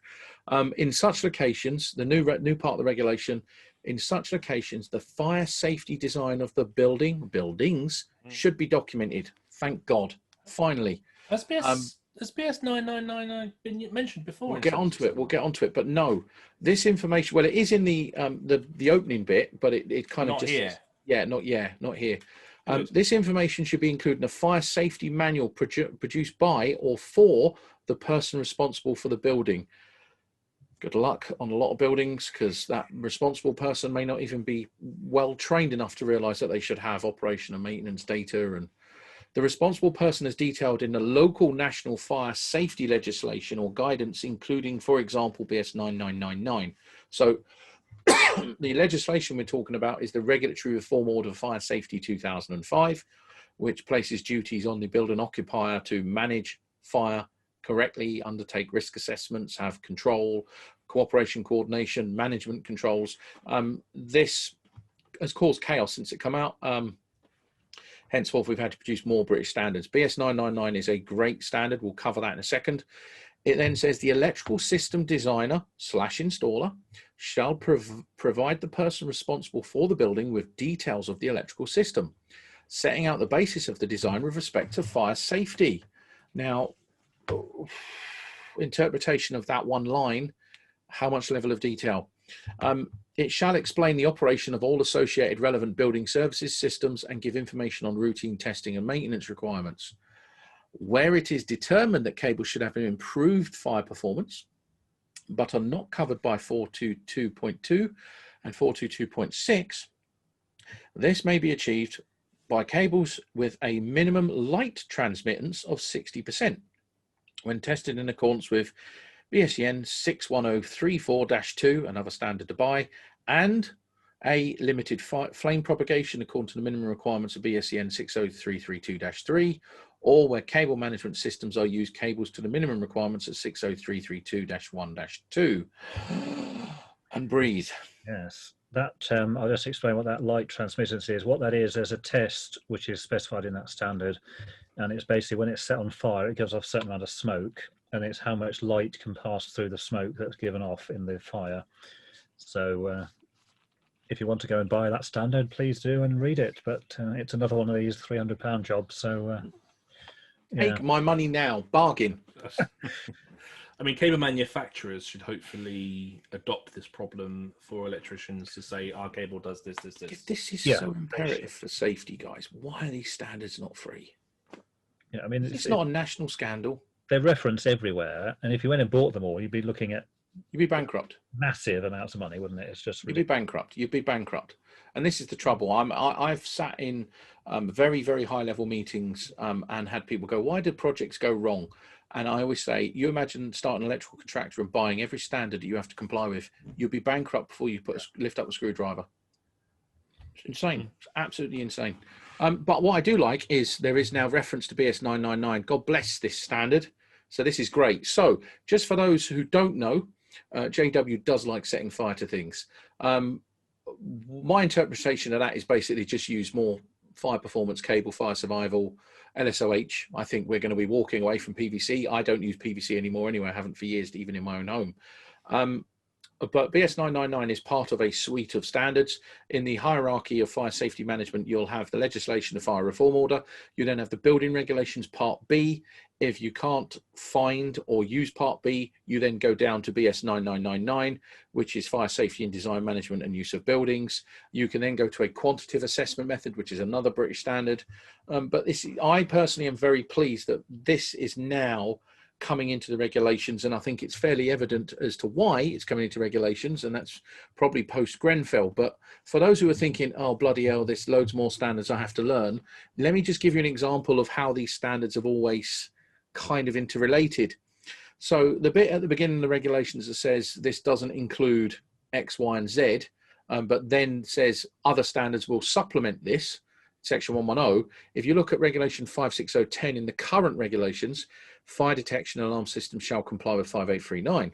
You then go across to 5839, just here, and look in 3.7, commentary, the nature and installation work needs to be maintained integrity, installation practice workmanship need to conform to 7671. So what you have is this huge link between the two standards so that they both refer to each other. And I've always said at the center of that is stuff like part B, BS 999, kind of driving and defining and helping support the implementation of these standards. Simply because of this shit cannot happen again, and the politicalization of it, and the fact that we're years later and they still haven't got their act together is a national embarrassment. To be perfectly frank, the fact that they blame firefighters is a fucking disgrace. And to be honest with you, it just shows that this value engineering, this cost cutting, this cost saving, this layering and contracting, this application of CDM is a load of utter bollocks. There, I've said it. Sorry, I get emotional over these things. But yeah, so I think it's good. There's some work to do. I think that would be a good one. We have a fireman in here anyway. I think he has, I think that's definitely one we need to look at more. Now, it gets better for those of the fire fraternity. We've spent years slagging each other off, calling each other names for talking about premature collapse. Now, 422 has changed. So regulation 422 was called conditions for evacuation and emergency, one of the more lesser read. It's now protected escape routes. And this is a new regulation. And what it says is cables or other electrical equipment shall not be installed in a protected escape route unless they're part of an essential fire safety or related safety system. Can you imagine doing an EICR in a building when this comes out? Hello. Again, this is a whole other area of consideration. Ooh, and you can see where Grenfell has influenced this. You know? Absolutely, absolutely influenced it. I don't see this as a bad thing. Now there's notes. So note 1, generally this means cables in a protected escape route should be limited to lighting, emergency lighting, fire detection alarm systems. Although cables for other safety systems may be necessary, hospitals may have special requirements. Now, fire engineering approach, if you couldn't find another route, you would look at maybe, if you had sub-main distribution, you'd look at those cablings being fire survival within an enclosed area that's compartmented, or other methods and means. So this is what fire engineers are great at, by the way. They're excellent at giving really pragmatic advice. There is an Appendix 13 that gives more guidance, which is some decent guidance in there, but it states only cables that meet the following requirements shall be installed in protected routes. Resistance to flame propagation according to requirements of the relevant parts of 60332-3, or where cable management systems according to 1 or 2 below are used to the recommended requirements of BSEN 60332-1-2, and where a minimum of 6% light transmittance. Is it me, or is this just going to basically LSH? And by the way, note 1 and 2 are conduit systems classified as non-flame propagating, cable trunking and cable ducting systems classified as non-flame propagating, or cable tray and ladder systems classified as non-flame propagating, and power track. And that non-fire resistant cables need to satisfy the requirements of the construction product directives. Now, what about plastic trunking? Well, plastic trunking has gone away, hasn't it, in this particular case? Hang on. Dun, dun, dun, dun, dun, dun, dun, dun. Fuck you, YT2. There you go. You've got a block of flats and you've got all the plastic mini trunking in the stairways for the lighting. Well, that doesn't comply anymore, does it? Because it's obviously made of PVC. PVC, it gives off huge amounts of black smoke and hydrogen chloride and other toxic gases. The key approach with this is obviously trying to identify what protected escape routes are. For electricians to be able to identify them on a site, to then, once they've identified that, refer to these. I still think some. So there you go, guys. It's the death of PVC trunking in certain protected escape routes. Yeah. Now, I'm sure lots of people are going to start having a really big kickoff as to what's a protected escape route. It's already started on the comments. Oh, have they? Yeah, it's already going. It's in the. I think it's in the eye of the responsible person for the building. If you're commercial industrial, to be perfectly frank, I think in commercial industrial there's a level of common sense approach. In domestic, I don't think we have protected escape routes in domestic. To be perfectly frank, that's where we just. The idea of a protected escape route is it must at all times operate as an escape route. Yeah. You know, think about theatres and things like that. There must always be a dedicated escape route, and it must always be able to operate as an escape route. Eddie Clements has said, "Would the client pay for this?" I would. I don't want to go to prison. This is all common sense. Yeah, but you're not a typical client, though. Oh, you shut up, you. You have to find this magic well where all the other clients like you are. We can send sparks. I'm trying to grow some. I'm employing some graduates. Okay. Put some common sense back into the world. I'm just double check. I'm just looking to see. Right, yeah, there is a definition for protected escape route. Fight. Okay, great. All right, so the definition of that is a route enclosed with specified fire-resisting construction designated for escape to a place of safety in the event of an emergency. So there you go. And an example of that is if you've got a block of flats, certainly some of them have 2 staircases. You've got the nice one with all the carpets and all the nice decorative bits. And then through a little door at the other side of the building, there's this horrible dusty concrete thing with nothing in it. And the concrete one is the protected escape route. Yeah. See you, Connor. See you later. Yeah, see you later, Connor. Sean has said, what about YT3? There we go. What code would this be if plastic trunking and escape route? Can of worms. I don't think there's a code called can of worms. I personally, would you C3 it or C2 it? No. You know what? If it's an escape route, I think I'd C2 it. Yeah, C2 because if something sets on fire there and it burns all the trunking away and the corridor's full of toxic smoke, well, that's the point. It's going to kill people, isn't it? You can't see an escape route as an empty, vast space. You've got to consider it being occupied by the persons that it's made for. Yeah. You do a code, and that wiring system has to be able to accommodate that external influence. So when you have a dedicated escape route, it's not as you're seeing it, it's when the number of footfall that's in that building are charging through it. That's when the wiring system has to be able to perform to its design.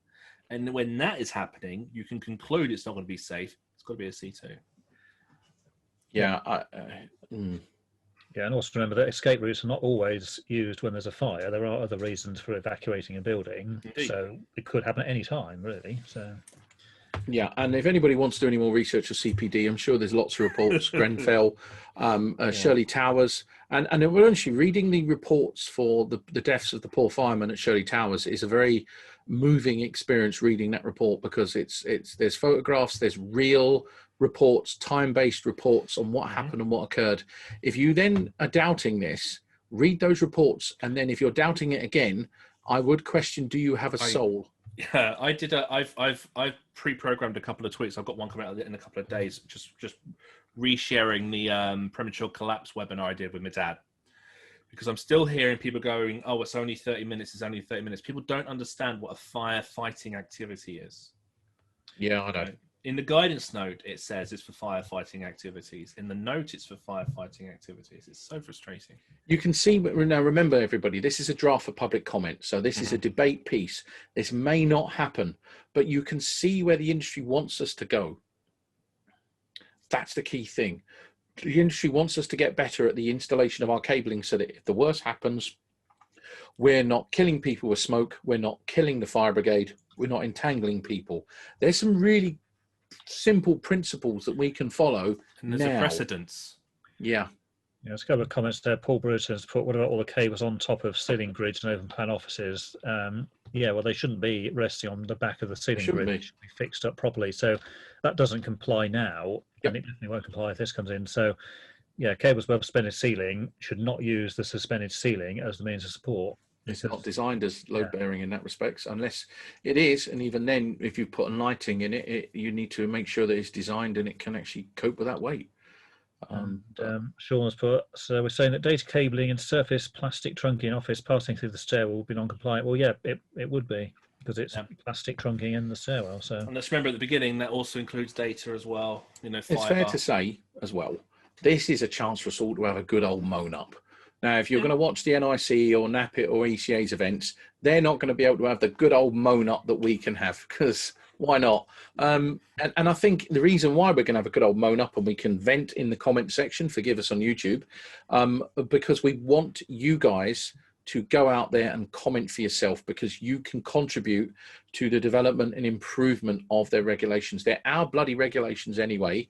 We need to try and comment so that the industry listens to the people that want to have a voice and want to do a good job and want to feel like they're contributing more. So that's why we're doing these webinars. And remember, as we said at the very beginning, this is on till December, so don't rush. You know, you can revisit this. You can wait until the website works better. We can revisit this and do, you know, or a Discord, whatever. You know, come back to it, Ralph do some research on it. C2, companies will ignore it. 7671 is just a code. You're right, it's a guidance note. Get told this almost every day by procurement, value engineering people. I lost a friend in Grenfell. Oh dear. They use things like landlords. That's the worst person, procurement, value engineering people. Procurement need to be told. So I'm actually trying to write a guide for people in procurement, because procurement, I agree with you, they are dangerous people. In rentals, they will always try and get out of it until it's made law, period. Sorry for the moan. I don't disagree with you, Ralph, to be honest with you. I feel sorry for you, mate, but yeah, I don't disagree. That's why I got so much snow on the mountain, all the rows. Can't see in the data guys using anything from plastic, usual story. Kenny, don't disagree, but we lead with our behaviours and we educate with the tools that we have. Nothing will change overnight. These regs don't come out and change. What would be great is if any of the industry bodies watching, because I know you're watching NIC and ECA and all that lot, get your finger out and produce some better fact sheets for homeowners and get them out to every single homeowner in the country, every landlord, every letting agent, and just spell it out on a little pamphlet that says, this is what a decent contractor will be telling you, not just whatever's cheapest. Yeah. I mean, they know who they've got these people on their address book already, because they've gone to them to say, you must use our members. Yeah, it's great using go to them and say, and also this method of work should be used. Yeah, and also it's interesting. If the one of the comments that keeps coming up in this, forgive me 1 second while I just, my computer's broken again. Come on. So one of the interesting comments keeps coming back up about data, guys. It's fairly evident that there is this love to hate relationship with data installers. So if we look back at the origins of 7671, let me just go into the right section. I think it's 110, which is the inclusion in scope. Circuits provide to, you know where I'm going with this, guys, don't you? Standard. Yeah, so fixed wiring 11012, fixed wiring for information and communication technology, signaling control, including fiber optic. How many data installers produce a minor works or an electrical installation certificate to say that their data cabling meets the intent of 7671? So if you want to have a good fight with someone in comms world, there you go. Because I ask my data installers for a certificate to tell me that the circuits they've installed comply with 7671. There'll be somewhere in any standard they've got to work to, there'll be somewhere a mention of 7671, and it'll basically say that it has to adopt or work along the fundamental principles. I had the same discussion earlier on just today with 7909. You know, they have their own areas, but when it comes to the foundation that is 7671, it's got to comply with those fundamental principles. In the case of things like data, you're looking at the erection of your wiring systems, breaking of fabric of buildings, and things like that as well, and obviously your compatibility issues.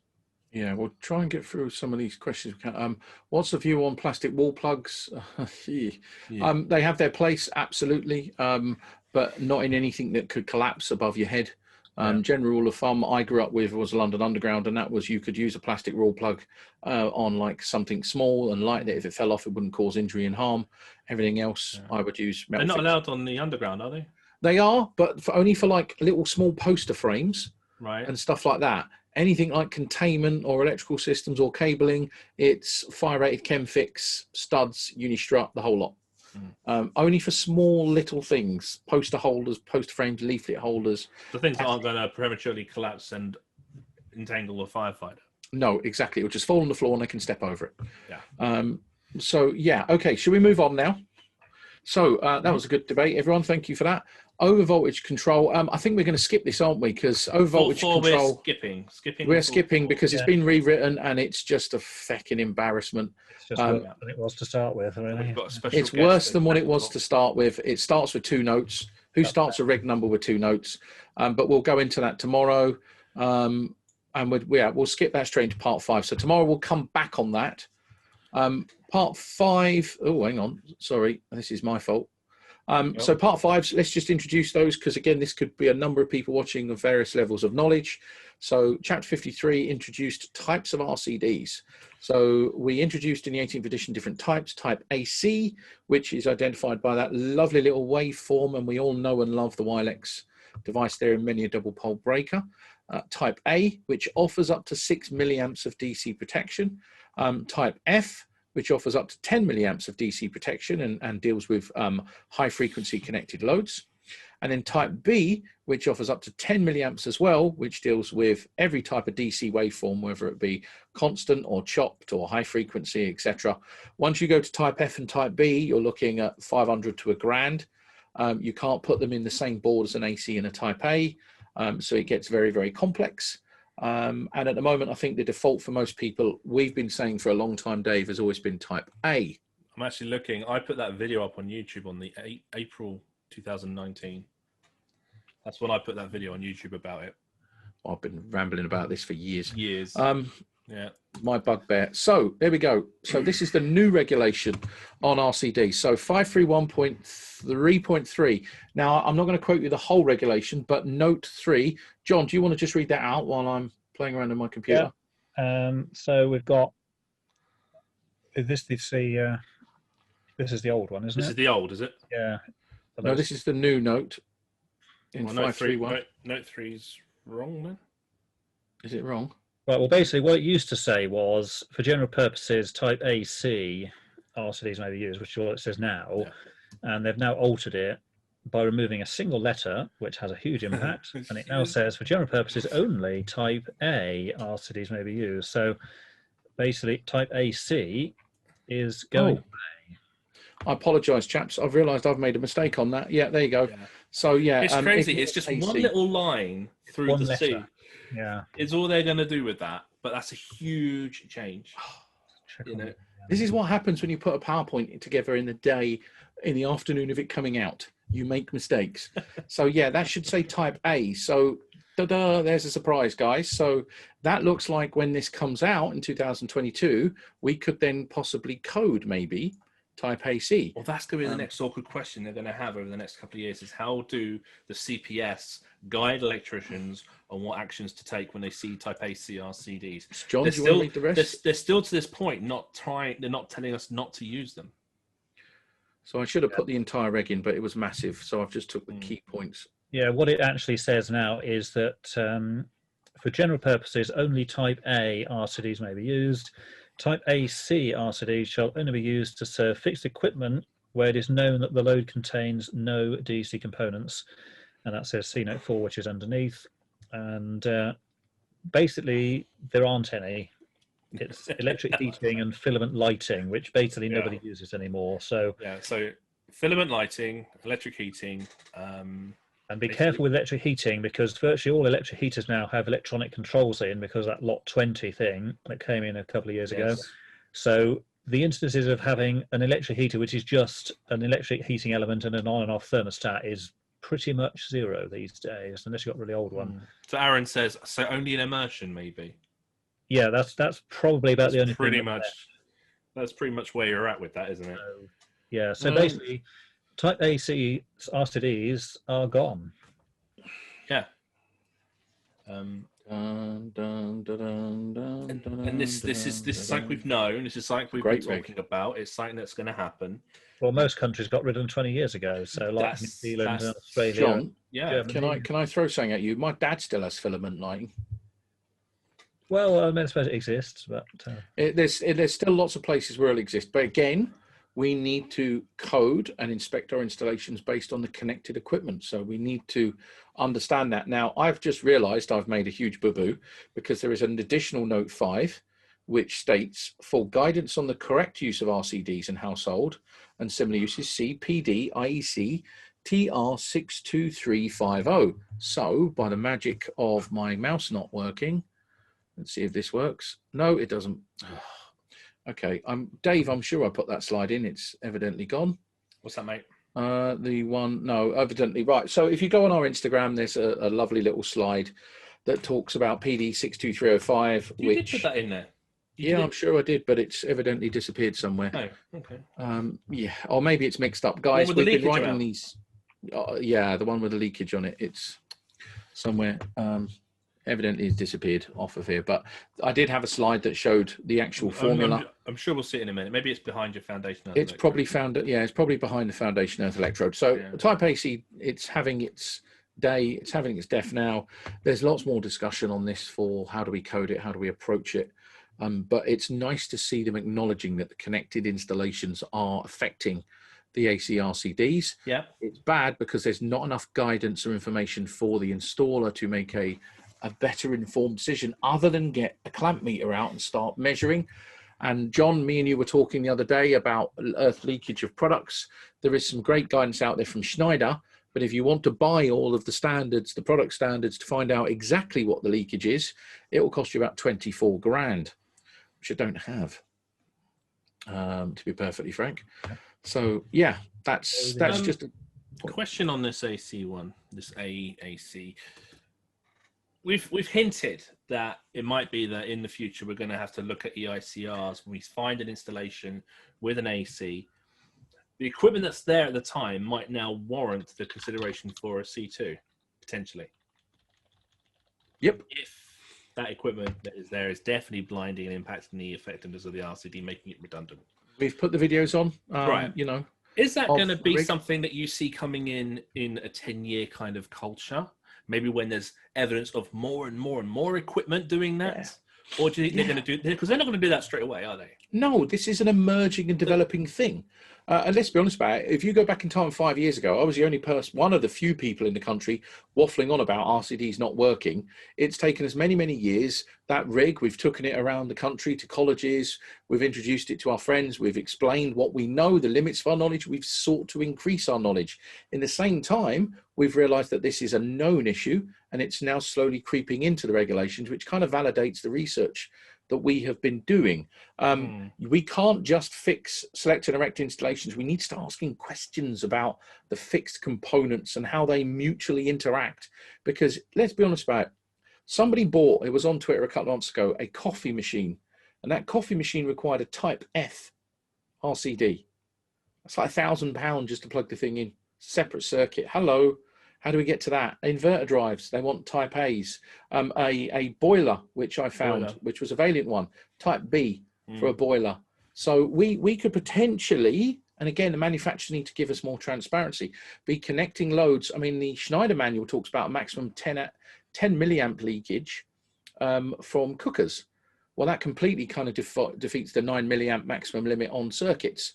So by trying to understand this, I genuinely think, and I'm going to ask it as a comment, can we have an appendices in a future wiring regulations that lists out all of the common products and what their leakage is, so that the electricians, when we're selecting and erecting, can be informed as to how to make good protection decisions? Because if we have an installation where we've got 20 milliamp leakage on a circuit and it's DC and it blinds that RCD, then you're better off having a frigging nail in your board, or just going back to fuses. So walking away from RCDs and just having cartridge fuses, because that would offer you just as much bloody protection.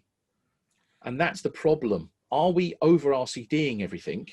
And you know, we've had this conversation, Dave, with certain people very senior in the industry. Yes. Does the electrical industry need to seriously conduct a review as to the implementation and application of RCDs, given the fact that connected loads can cause performance issues? That's the thing is, you're gonna install a new home now. You're gonna put in an A-type RCD, but you can't say it's gonna work if in 2 years' time, homeowner's gonna buy a cooker that needs a Type B. Yeah, this whole thing about RCDs is a bit of a mess, really. But it's not home safe. The takeaway from this is that Type A, C are going to be going away permanently, and it's going to be some other type, whether that's Type A, FB, or whatever other types come along. So I think the default's going to be Type A, and I've always recommended this for a number of years now. Well, the default will be, but the problem is homeowners don't know about selecting equipment and looking for. They won't care. Type. No. So if we say a system is safe for continued use, we give it a 5-year interval or a 10-year interval, there needs to be some guidance to homeowners about this element of risk if what we're going to put in is Type A now. And David, did we not in our future M6M1 identify, as Sean has just put, we aren't over RCDing, we've simply not sufficient access to the correct types. Australia and New Zealand banned them a long time ago, the AC type. We know Austria, Germany, Denmark, loads of European countries have banned AC RCDs. Are we just like extinguishing stocks or something? There seems to be someone needs to answer the question as to why we are so far behind with that. Because we're not a governed or regulated industry. That's the problem. This industry is steered by the will and wants of manufacturing, period. And if you think otherwise, then I'd love to have that debate, to be perfectly honest. With that in mind, Eaton, Schneider, they could have brought AFDDs and these devices to us 5 years ago. In that sense. Oh, if you look at it, MK and a number of manufacturers were producing these on a commercial. Well, MK, my house, the board in my house at the moment, my old house, that's actually Type A RCBOs, and that's nearly 20 years old. So Type A did exist, and Dave, we've researched this. They were available in the late 90s, early 2000s. Yeah. They just weren't really put into the general population of knowledge. That's so annoying. So, there you go. Right, moving on.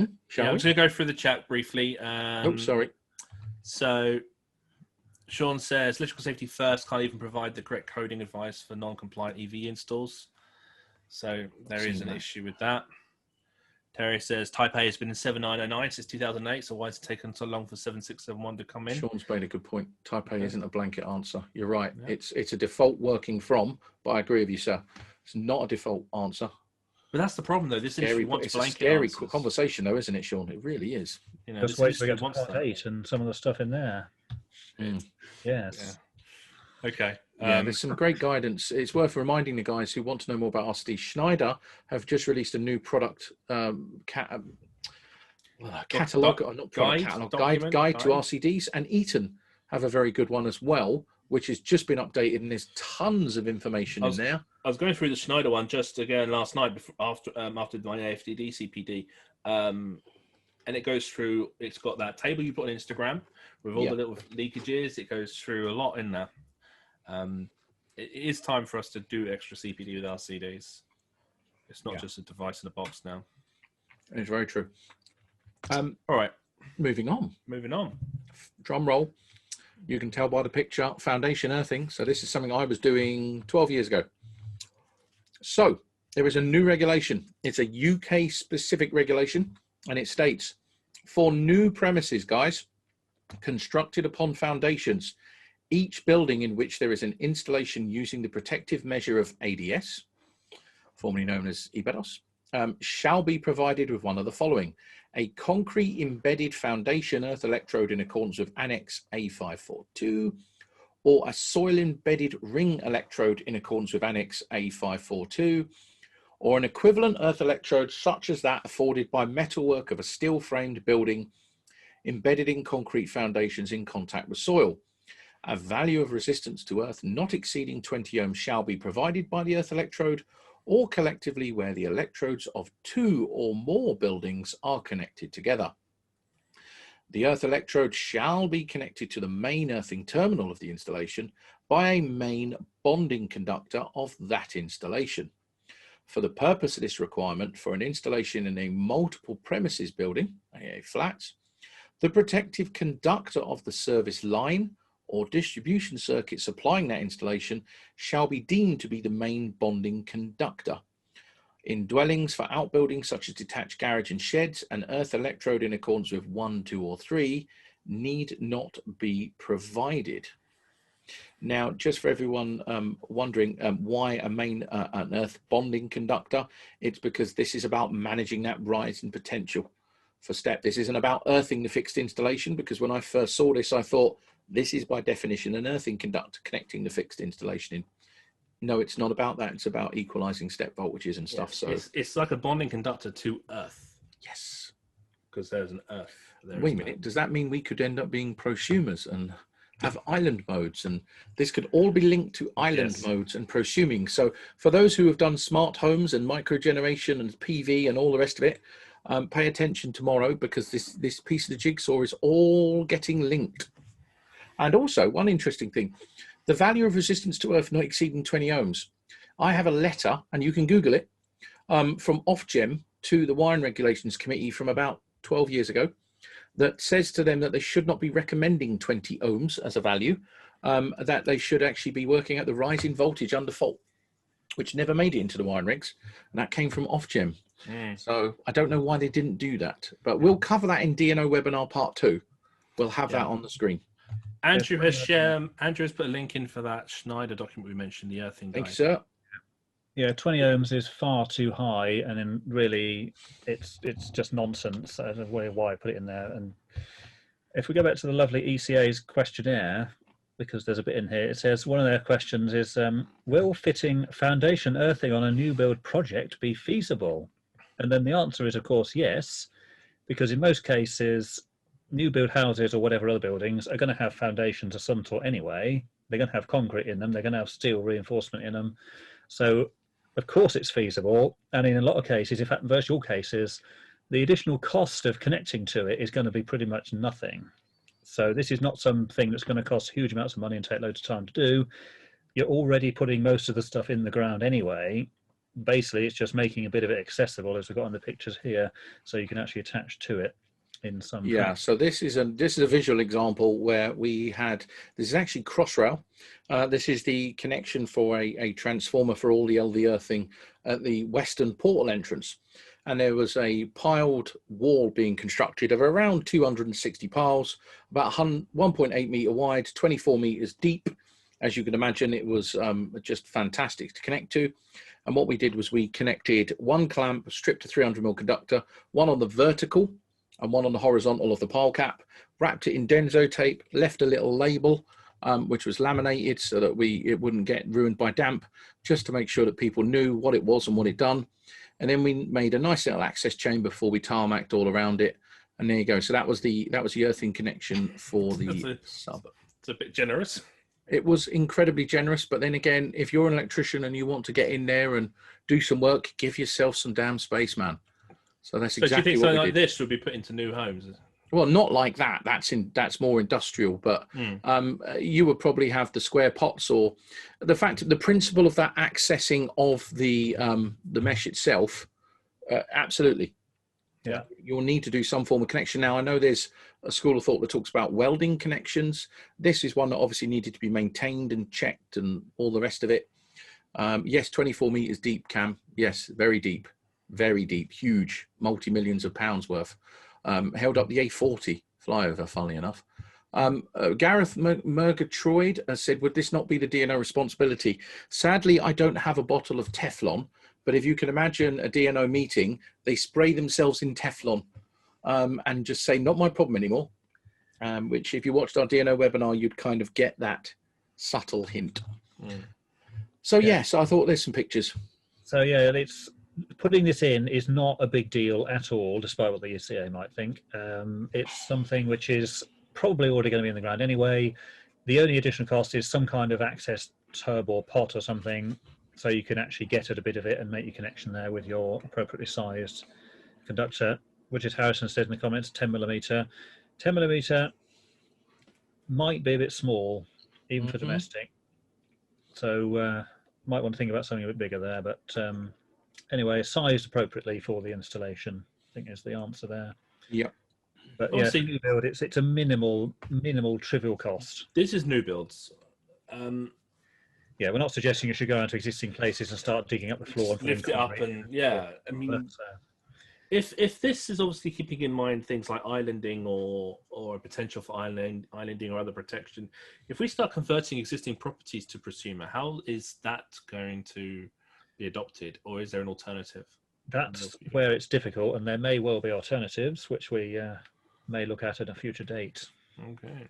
Maybe even tomorrow, John.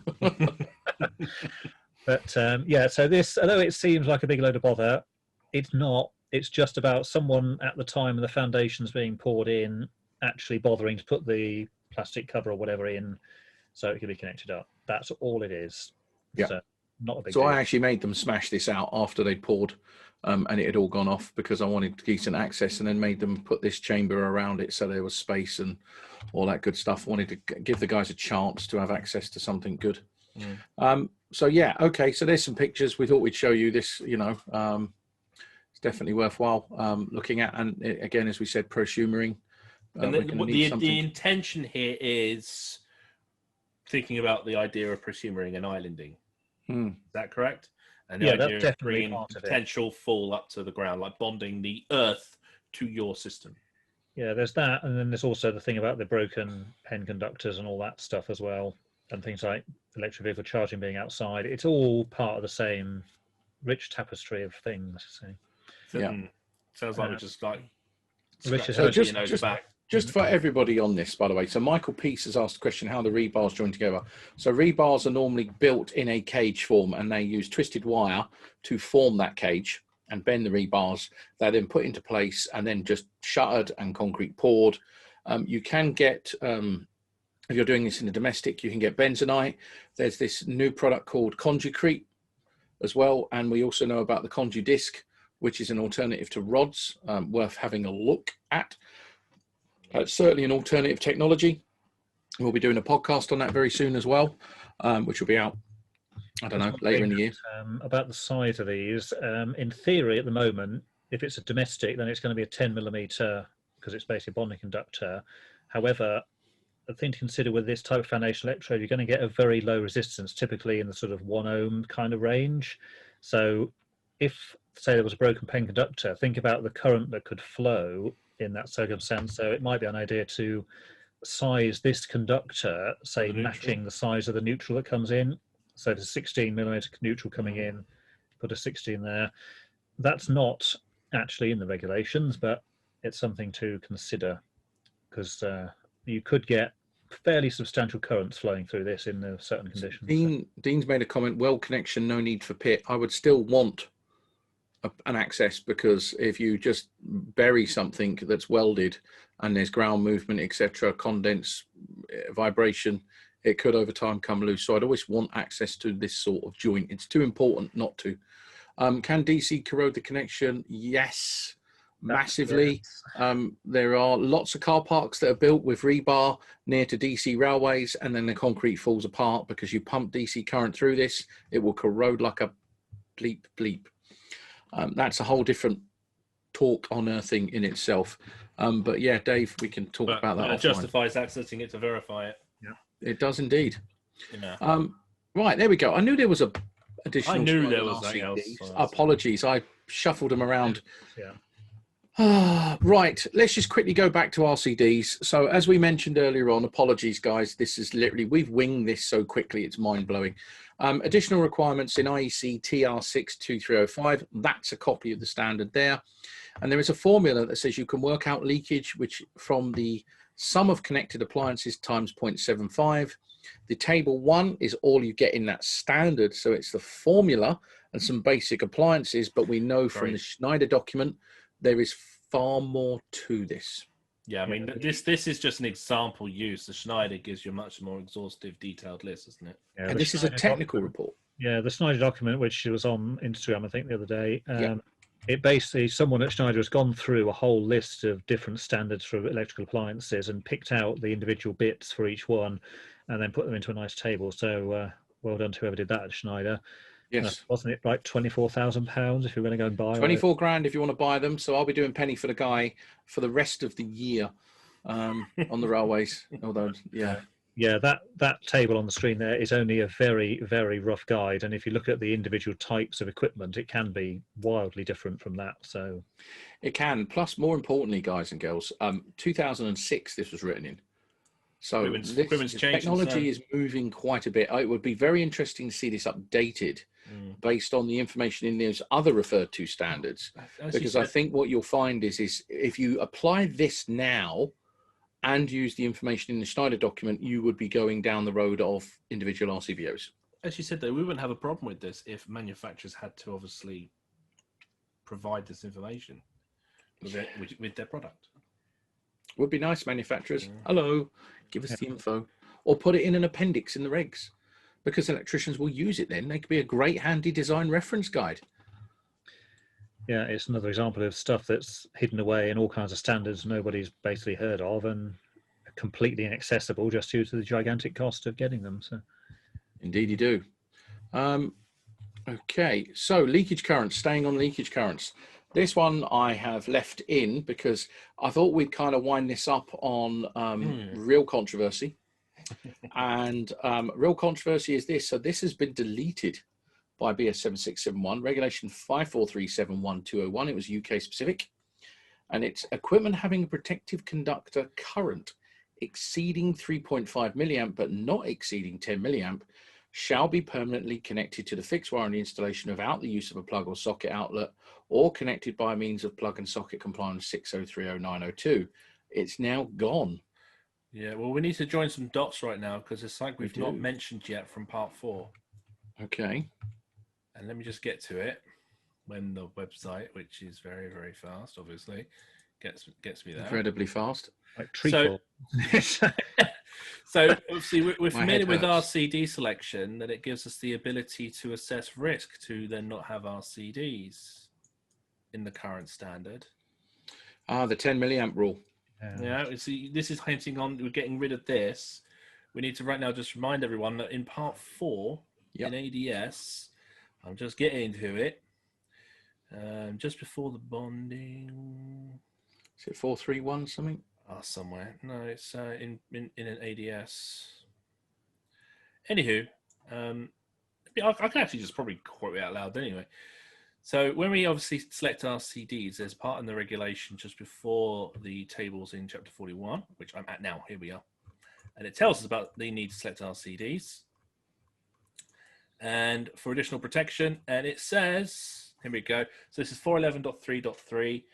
Additional requirements for socket outlets and for the supply of mobile equipment for use outdoors. And it said in AC systems, additional protection by means of an RCD to 30 milliamp will be provided for socket outlets with a rated current not exceeding 32 amp and mobile equipment with a rated current not exceeding 32 amp for use outdoors. An exception to the first one, socket outlets not exceeding 32 amp, was permitted where other than in a dwelling, a documented risk assessment was in place. Yeah, it used to also be that we could have labeling for a specific use. Yeah, we used to be able to label it for a specific use. They got rid of that in the 18th edition, but they allowed us to carry on assessing risk that's now been scratched out as well. Yeah. Do you know what? I missed that. Apologies. Yes. Yeah. There's no mention right now as a way of putting in a socket outlet up to 32 amp without an RCD. Yep. So I thought I'd just cover that because this is coming to this. Which is a crock, because we should be able to write a risk assessment to determine we can't have RCD. So that one I'm going to be saying, sorry, no, you don't tell me how I select and erect my installation. I use your guidance note. And if I want to risk assess it out, I own the risk. You've told me yourself that this compliance with this standard isn't necessarily anyway compliance with the AWR. The risk on the duty holder is always with me. But yes, you're right. It does link into this deleted by amendment without a doubt, because it also links into the regulation that covers the leakage on each individual circuit not exceeding 10% of the rating of the RCD. Why would you need 3.5 to 10 milliamp anymore on a reg? You don't need it. So it's effectively gone. There is also one last thing. This one here, this is rowed about so much, guys. 543712004. It's another UK reg. This has also been deleted, and it's where two protective conductors are used in accordance with 543712003. The ends of the protective conductors shall be terminated independently of each other. So this is the socket outlets, high integrity earthing. Each other, all connection points throughout the circuit, e.g. the distribution board, junction boxes, socket outlets. This requires an accessory to be provided with two separate earth terminals. Gone. Yeah, I mean the key thing here is it's trying to protect you from exposure of potential of up to 10 milliamp. Yep. Yeah. That's not a problem now because we have to have RCDs. And if we have to have RCDs to 30 milliamp, we know with selectivity that we're not allowed more than 9 milliamp on that circuit. So because we have to have no more than 9 milliamp on that circuit, it doesn't require as much harsh protective conductor current regulation because we don't have that potential because we're not allowed to go over 9 milliamp. So that's why this has been changed. That does mean, however, though, that if for some reason you were to depart from 411.3.3 and still put in a socket with no RCD, this regulation wouldn't be safe anymore. Yeah. So it's, you know, this means they have no intention of you getting away with not using an RCD. Yep. Yeah, I agree. It's an RCBO because the whole idea of an RCD and covering multiple circuits just doesn't work with the 9 milliamps thing. And they've added that to selectivity, haven't they? Thinking about RCBOs on every single circuit in domestic. You know. So this kind of just leaves me with this thought. Hang on, if it works. This is me being stupid now because we've been at this 2.5. Dr. Ian Malcolm, great guy, complete theory guy. You were so preoccupied of whether or not you could, you didn't stop to think if you should. And that thought just came to mind with some of these improvements. Now, the wiring rigs have to change. They have to improve. They have to grow. They have to adopt for technology. I am past challenging the fact that this comes out every 2 or 3 years. I accept it. I embrace it. But some of the changes, where are the electricians giving that vital feedback? Where are the trainers and the teachers giving the feedback? Where are the contractors giving the feedback? I'm not talking about the ECA, the NIC, because they'll always give their polished feedback. I'm talking about the real shop floor people, the guys teaching the future generations. Yeah. Where is it? It's important. Remember, they have to align with other companies and other people's input. And that's kind of where we stop. Yeah. We're going to crack on with part 6 first tomorrow, yeah? Yeah, part 6, part 7 and part 8 tomorrow. Okay. I mean, part 6 and part 7 is going to be fairly brief. I'll probably knock them out in about half an hour to 40 minutes because we need to give a lot of time to part 8. Yes. Indeed. Having finished writing part 7, and John, you've done an amazing effort with part 8, mate. Well, I've got to finish part 6.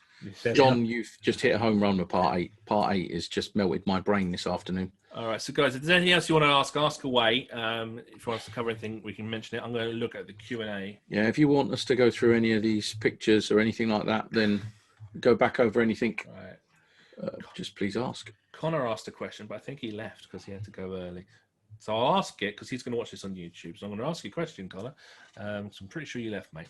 Does 7671 book come with Amendment 1 now, or do we still have to buy that separate with the blue book? Because is it still, so if you get the book, do you still have to buy now that £5 download, or does it come with Amendment 1 in it?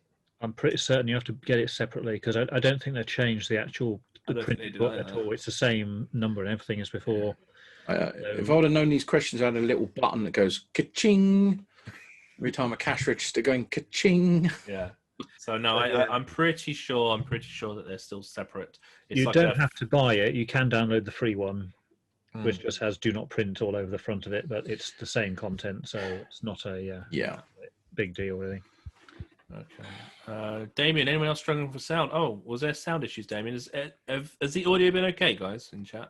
Nobody else mentioned the sound problems. So that's right. Yeah, really... Damien, it's you, mate. Hopefully. Well, we'll find out when this goes on YouTube. Yeah, sorry, we kind of went to the questions last because we got this, but if you have any issues, just shout it in the chat. We'll see it. Sean Mitchell, audio kept dropping out. It's because where you live, mate. Okay, well, we'll have to check the recording and see. Was it all of our audio? That's interesting. It probably depends on who it was watching and how the networks things work. So, yeah. Okay, cool. Michael says, Hep2O have metal inserts. Yeah, that's the stuff. Yes. It's quite a soft metal, though, isn't it? Quite a pliable. Yes. Yeah, and also the metal bits go inside the pipe anyway, so they're not normally accessible to the... So, I mean, if you've got a plumber that's installed Hep2O and it's now readily accessible conductive parts, I don't think he's done a good job. Yeah. So, it's everywhere, mate. Left the insert. Hep2O is everywhere. It's a plumber's friend. Yeah. Oh, I had my old house replumbed with it, and it leaked after 2 or 3 weeks, and the plumber never came back. The bastard. Do you know why it leaked? Yeah, because he took the inserts out of the. I got another plumber to come in, and he took out this T connection, and he says he hasn't put the inserts in. You know, the olive, whatever they call it. Yeah, that could be the reason then. Yes. Yeah. So bit of a fail there. So.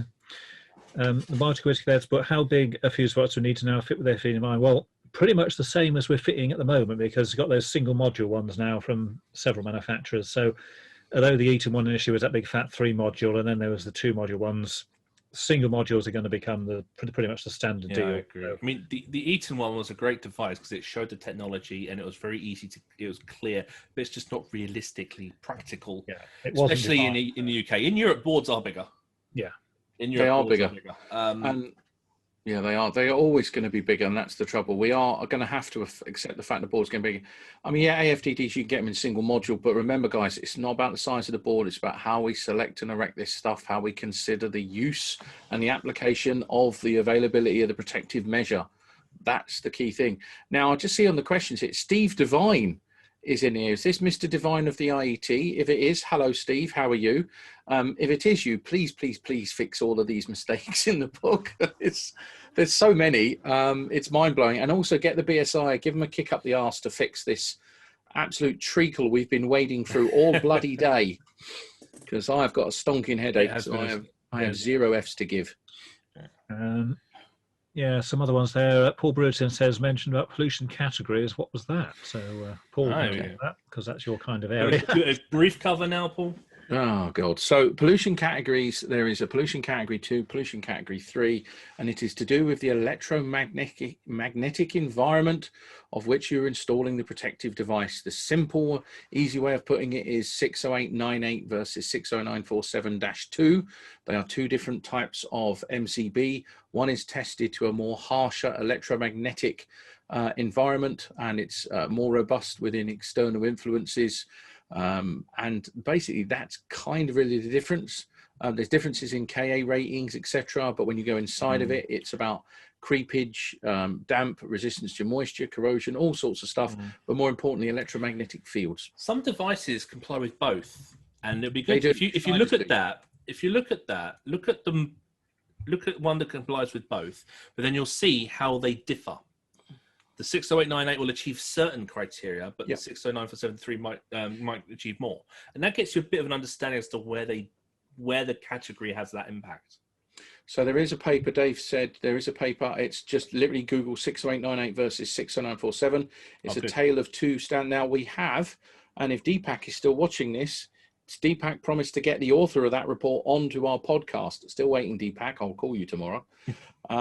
So yeah, we need to get that in a podcast before the end of the year, because that is a fascinating subject. Me and Mr. Skirm have got to talk about that anyway on EMC issues, because it means the difference between a device working and a device not working. So if I put again, mate, that is an area that we need to help electricians get an understanding of. We can completely understand again about AFDD.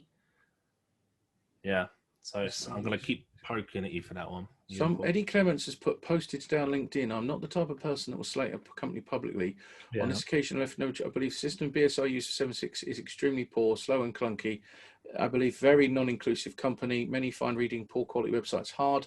I have actually, so today at 1 o'clock, I rung a lady at the BSI and said that the current system is in breach of the Equality Act of 2010. And I had the exact same conversation in 2017.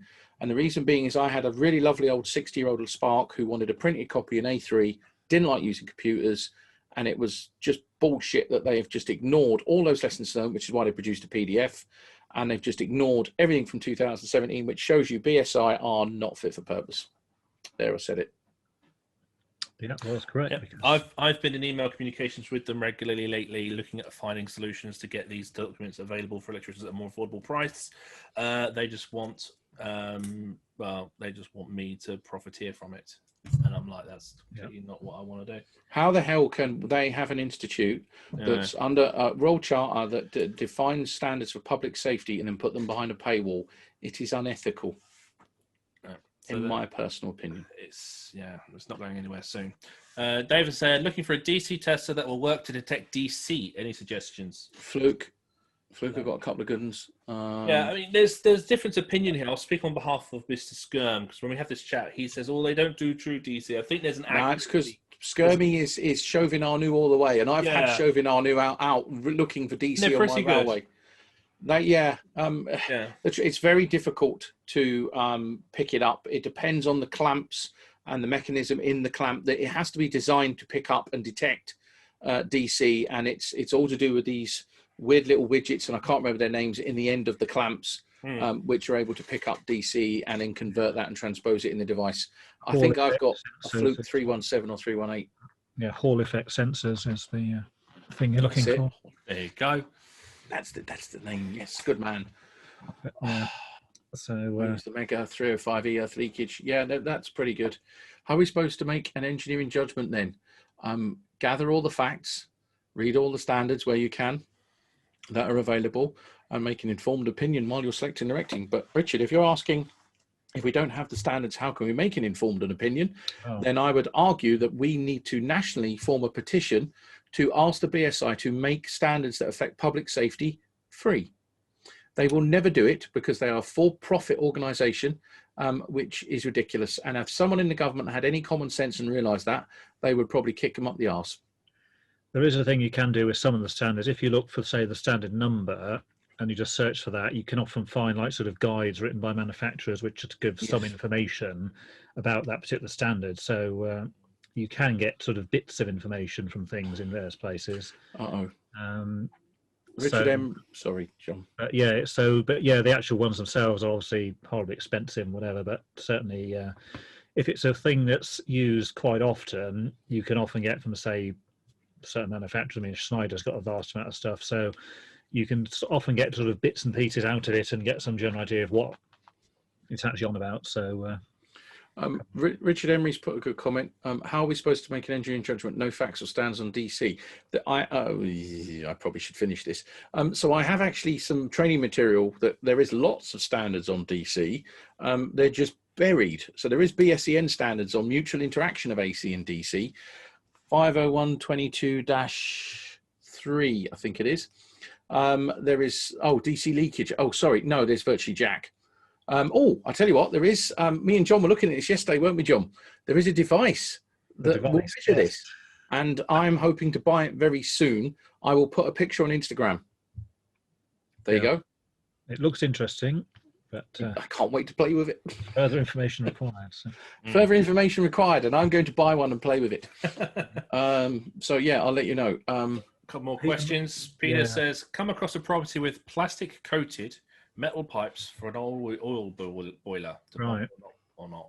Yeah, Plastic coated metal pipes. You need to be careful with those because it depends whether they're extraneous or not. Because some oil tanks are made of plastic, in which case, very unlikely to be bringing potential in.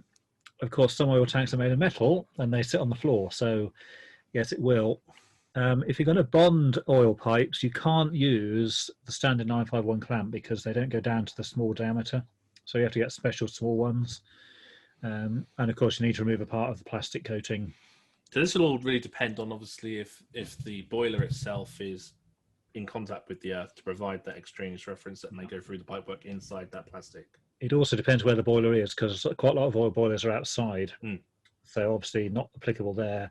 So like everything else, it depends on the situation and whether it's extraneous or not, whether you can actually get at it and various other things. So yeah, they might need it. And if you do, you'll have to get the special little tiny clamps for it because it's only like 8 millimeters or something diameter to attach to that. So I mean, could you just do testing maybe to kind of determine? Yeah, you can, just to see if it's extraneous. But bearing in mind that if it's going to the boiler and the boiler's connected to the installation through the mains lead, you're going to have to disconnect that first because obviously it's still connected. So yeah, can be a bit of a bother. Ideally, you want a situation where it's a plastic oil tank and then it doesn't apply because the ends aren't attached to anything, so or anything conductive. So. All right. Richard says, so high protective earthing is now obsolete. Older installs with or without RCs can contain 10 milliamp or higher, so still applies. An RC won't trip at 30 milliamps. So, well, the thing is that regulation wants us to shed down these loads to less than 9 milliamp on RCDs. Yeah, I mean, that 9 milliamp thing is in there now. Bearing in mind what we're looking at here is a draft and proposed thing, so that may or may not come in. But yeah, it won't make much sense. That's the problem of it. Yeah, I think it's just the stuff below 10 milliamps. I think above 10 milliamps, you'll still have to take steps. I think it was only just the alteration was just on that part. Yeah, I'd assume over 10 milliamps, you'd have to have some kind of form of protection, but that won't go on an RCD. Because of the there is actually a regulation. There is a regulation still that requires a notice for high protective conductor current. Does it specifically mention socket outlets, or it could be fixed equipment? Hang on, let me just check. This is like treacle. It's so hard. It's so tedious to scroll up and down. I don't know why they designed it. I mean, obviously, it was designed for things with 6 pages or something, which obviously probably work better. But those are the dots. They've obviously taken away the ability to assess risk about omitting an RCD. They want us to always put in RCDs for sockets up to 32. Consequentially, that means that the RCD selected now must not go over 9. So that the regulations 543. Yes, they've deleted the equipment having a protective conductor of 3.5 milliamps. Yes, that's deleted, but exceeding 10 milliamp is still in there. Does it say socket outlet? So equipment having a protective conductor current exceeding 10 milliamp shall be connected to the supply by one of the following methods: permanently to the wiring installation with the protective conductor selected in accordance with 543.71203, a flexible cable with a plug and socket, provided that the protective conductor of the flexible cable is of a cross-sectional area not less than 2.5 for plugs rated at 16 amp and not less than 4 mil for plugs rated at 16 amp and above. That's actually a new little bit in there as well. And then they've deleted the bit about the 2 connections. Well, that's not going to align with the unwanted tripping regulation. Interesting. Fun. Right. Sean says, surely if we use the data tables for appliance leakage, then all offices would require high integrity socket outlet circuits. If we added them all up, yes, I guess the issue is obviously you may have to apply diversity to that.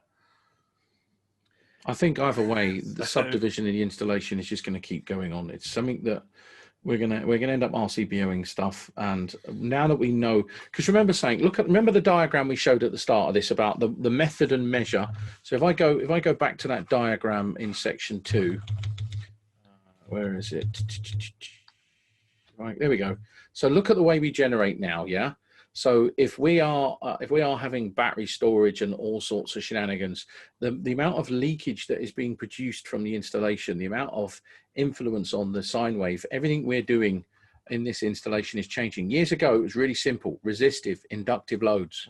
We consumed, we used, that was it. Yeah. The only problem that all of this had, this national grid, was dips when we were switching on. Now look at all the switching issues we have. Now look at all the harmonic issues. Now look at all the various voltages that are being chopped and pumped back into the system. This is why this whole smart grid, this is why these smart meters want to take control of things, is to try and regulate the grid before it just goes bang and catches fire. This is this G55 thing as well. Which somebody put a link up, which was good. Yeah. Yeah. All right, cheers, Wayne. See you later, buddy. There's a couple one in the comments a while back, actually, when Jake Bennett's put regarding the rebar earthing, says installation will be TT rather than TNCS or TNS, or is this in addition to DNO earthing? The deal with the foundation electrodes is that it's going to be in addition to what the DNO has provided. So it's going to be a TNS, no, it's going to be a TNCS supply to your property, and then the foundation earth electrode is going to be connected to that. So it's providing that additional path to the true earth rather than just relying on what they're providing. It wouldn't become a TT because obviously your supplier, that references the electrode at the supply end. So it's additional to that until you get to island mode, in which case then the earthing type can actually change. And yeah, because you are the source, aren't you? So. Yeah. So, but yeah, generally though, it is connected to the TNCS. We may have the IC forms in 10 years that go source of a supply TNCS/TT with an island mode effect. Yeah. That won't happen. We'll always pick the worst. We'll pick the worst. It won't be TNS. Yeah, it won't be TNS because there is no TNS anymore. You'd have to consider both if you're going to have those two sources of supply. Yeah, but you'll pick the worst case scenario, and we'll cover that why tomorrow. Yeah, C part 8. We'll cover that why tomorrow. C part 8 for tomorrow's going to blow your brains, guys. Honestly, it's going to blow your brains because I've been through this today with John Ward, and it's melted my brain. It's what's giving me my headache. Well, let's wrap this up because some people are going. Raphael's got to get up at 4:30.